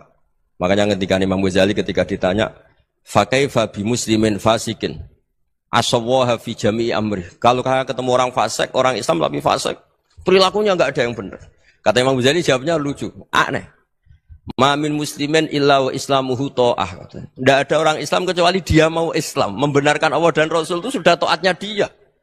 Kok kamu tidak bisa melihat taatnya dia? Dia pikirannya kan ini pemabuk, ini tukang apa. Tapi kata Imam Ghazali, sebenarnya kamu masih bisa berpikir positif. Ma min muslimin illa wa islamuhu ta'ah. Tidak ada seseorang Islam ketika dia milih Islam itu pasti ada taatnya, yaitu tasdik pada Allah dan tasdik kepada Rasulullah SAW. Jadi dengan pola seperti itu, maka di antara guru-guru kita yang modern ya di era Mbah Maimun, di sini ada Habib Ahmad. Habib Salim, syair yang sering dibaca beliau adalah ada orang munajat sama Allah, ini cerita munajat. Itu orang itu ngendikan gini, ana mutnibun, ana mukhtiun, ana asi. Huwa rahimun, huwa ghafirun, huwa afi. Ya Allah, saya mukhti, saya orang yang salah. Ana mudnib, saya orang yang dosa. Ana asin, saya sering maksiat. Tapi engkau ya Allah, engkau ghafir, pemaaf. Engkau rahim, maha pengasih. Engkau afin, yang mudah memaafkan. Terus kata orang ini, ya agak kurang ajar, tapi saking senengnya sama Allah. Qobal tuhunna salasatan bisalasati. Ya gini saja ya Allah, sifat engkau diadu dengan sifat saya. Engkau Tuhan, Gusti, enggak boleh kalah katanya. Terus wasatahliban ausofu ausofi, dan engkau pasti pemenangnya gitu. Jadi ada orang rayu Allah dengan cara seperti itu ya ada ya. Saya ini manusia, salah saya banyak. Engkau ampunannya banyak. Engkau Tuhan, Gusti, enggak boleh ampunan Anda, ampunan engkau kalah dengan salah saya. Enggak boleh Tuhan kok kalah. Nah, jadi untuk supaya orang punya harapan gitu. Banyak juga wali-wali yang jadab ketika datang ke makam Rasulullah SAW. Itu kalau dongo ya agak kacau sebetulnya, cara syariat agak kacau. Ya Allah, engkau punya dua pilihan. Jika engkau menjadikan saya soleh, surah habibu, yang senang kekasihmu, yaitu Rasulullah SAW. Tapi jika engkau menjadikan saya fasik, surah adubu, yang senang itu setan. Monggo jenengan mau menyenangkan kekasih jenengan, mau menyenangkan musuh jenengan, monggo. Jenengan bebas kok memilih. Dan mestinya Allah ya senang menyenangkan kekasihnya. Jadi ya, intinya Allah dipaksa untuk menjadikan dia orang soleh gitu. Jadi kayak kemarin itu Pak Bu siapa? Yang kesini itu yang sama jenengan. Kuliah kesini itu sama Habib Ahmad. Saya pertama enggak mau, lama-lama Habib Ahmad. Ini gimana Gus? Orang taunya saya dekat jenengan, kalau enggak kasil saya waduh. Ini kayak doanya wali yang tadi. Enggak punya pilihan, Bu. Enggak ada pilihan ini. Jadi saya mohon muhasabah itu dimulai cara berpikir. Makanya di sini sebetulnya teks ini supaya dapat barokahnya Ihya. Ini kitab yang disenangi para habaib, para ulama. Sebetulnya teks di muhasabah itu redaksinya gini ya, yang lengkap loh. Hasibu anfusakum qabla an tuhasabu wazinuha qabla an tuzanu wa tahayya'u lil ardil akbar. Jadi ada kata wazinu, jadi ukur. Perilaku Anda ini diukur, ditakar. Misalnya kita sebagai suami kan ya punya hal-hal yang kita tidak ideal. Cara wong Jawa mesti pesek. Cara rezeki ya pas-pasan itu. Dan kita juga kalau, makanya enggak boleh tanya istri begini, apa saya cinta pertama Anda? Pasti Anda kecewa. Orang jadi istri hanya korban terakhir gitu. Sudah. Karena orang kalau ngelamar kemana-mana gak jadi, yang jadi istri itu pasti korban terakhir gitu. Jarang istri pilihan pertama, jarang. Ayo semua yang nikah. Rata-rata itu pilihan Anda pertama Pak, dari sekian ditolak di mana-mana terus. Ya perempuan terakhir. Kamu juga korban terakhir gitu.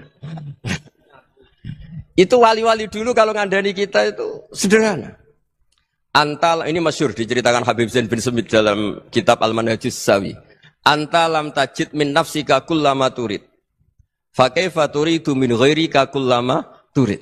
Kamu yang ingin ideal saja, kamu tidak menemukan pada diri kamu untuk menjadi ideal. Kamu kan ingin ganteng, ingin punya uang banyak, ingin perilaku Anda sempurna. Anda saja yang punya keinginan tidak bisa mewujudkan keinginan Anda sendiri. Fakifa turidu min ghairika ma turid. Jadi antalam tajid min nafsika kullama turid. Fakifa turidu min ghairika kullama turid. Kamu yang punya keinginan saja. Misalnya saya ingin punya uang banyak, perilaku saya selalu benar, enggak pernah salah. Loh, saya yang ingin saja dengan diri saya enggak bisa untuk benar terus. Kok kamu berharap orang lain selalu benar? Jadi antalam tajid ya sama. Kalau kamu menuntut istri kamu itu ramah, neriman, apa kamu neriman sama wajah istri Anda gitu? Engko yo pola ning dindi jajaki sana jajaki sini, kamu sendiri ndak pernah apa. Jadi itu nasihat yang luar biasa. Antalam tajid min nafsika kullama turid, fa kaifa turidu min ghairika kullama turid. Kamu mau menghormati semua orang, ndak mau kan? Kemudian Anda berharap semua orang menghormati kamu. Kamu tidak ingin kan orang lain semua menghujat kamu. Sementara kamu enak aja menghujat orang lain. Makanya Rasulullah SAW itu luar biasa ketika bikin kaidah sosial. Apa la yu'minu ahadukum hatta yuhibba li akhihi ma yuhibbu li nafsihi. Jadi kalau ukuran iman itu sederhana. Kalau sesuatu itu baik, nyaman bagi Anda, ya bayangkan itu pada teman Anda. Misalnya Anda bangun tidur sudah acak-acakan, nggak punya uang, utang jatuh tempo, kan nggak ingin ketemu orang. Ya kamu jangan bertamu ke jenis ini karena dengan kamu yang alami juga gak siap ketemu orang. Makanya ada Habib Alim itu dilapuri sama seseorang. Beb, dulu teman saya itu ketika saya kaya itu sering main ke saya. Setelah saya miskin, mereka tidak main ke saya. Kata Habib itu bagus, sunnah Allah begitu itu bagus. Coba kalau kamu dulu kaya, teman kamu main kan kamu gaya. Di rumah ada makanan, bisa hormat tamu. Setelah kamu miskin jadi buruh manol di pasar atau buruh bikin boto, teman kamu datang, malu enggak kamu? Mendingan enggak datang gitu. Akhirnya baru, oh ya alhamdulillah kalau gitu. Loh iya kan dulu teman kita datang, kita ada Alphard, istri cantik, rumah bagus. Setelah kita miskin, buruhnya orang pas dibentak-bentak, teman kamu udah datang. Milih datang kamu enggak kalau setelah kamu jatuh? Enggak kan? Jadi barokahnya ilmu itu terus. Ya, tapi kadang-kadang orang tuh, wah setelah saya miskin teman-teman enggak kasih ke sini. Ya kalau kamu sudah jatuh, teman-teman kamu ke situ jadi tontonan.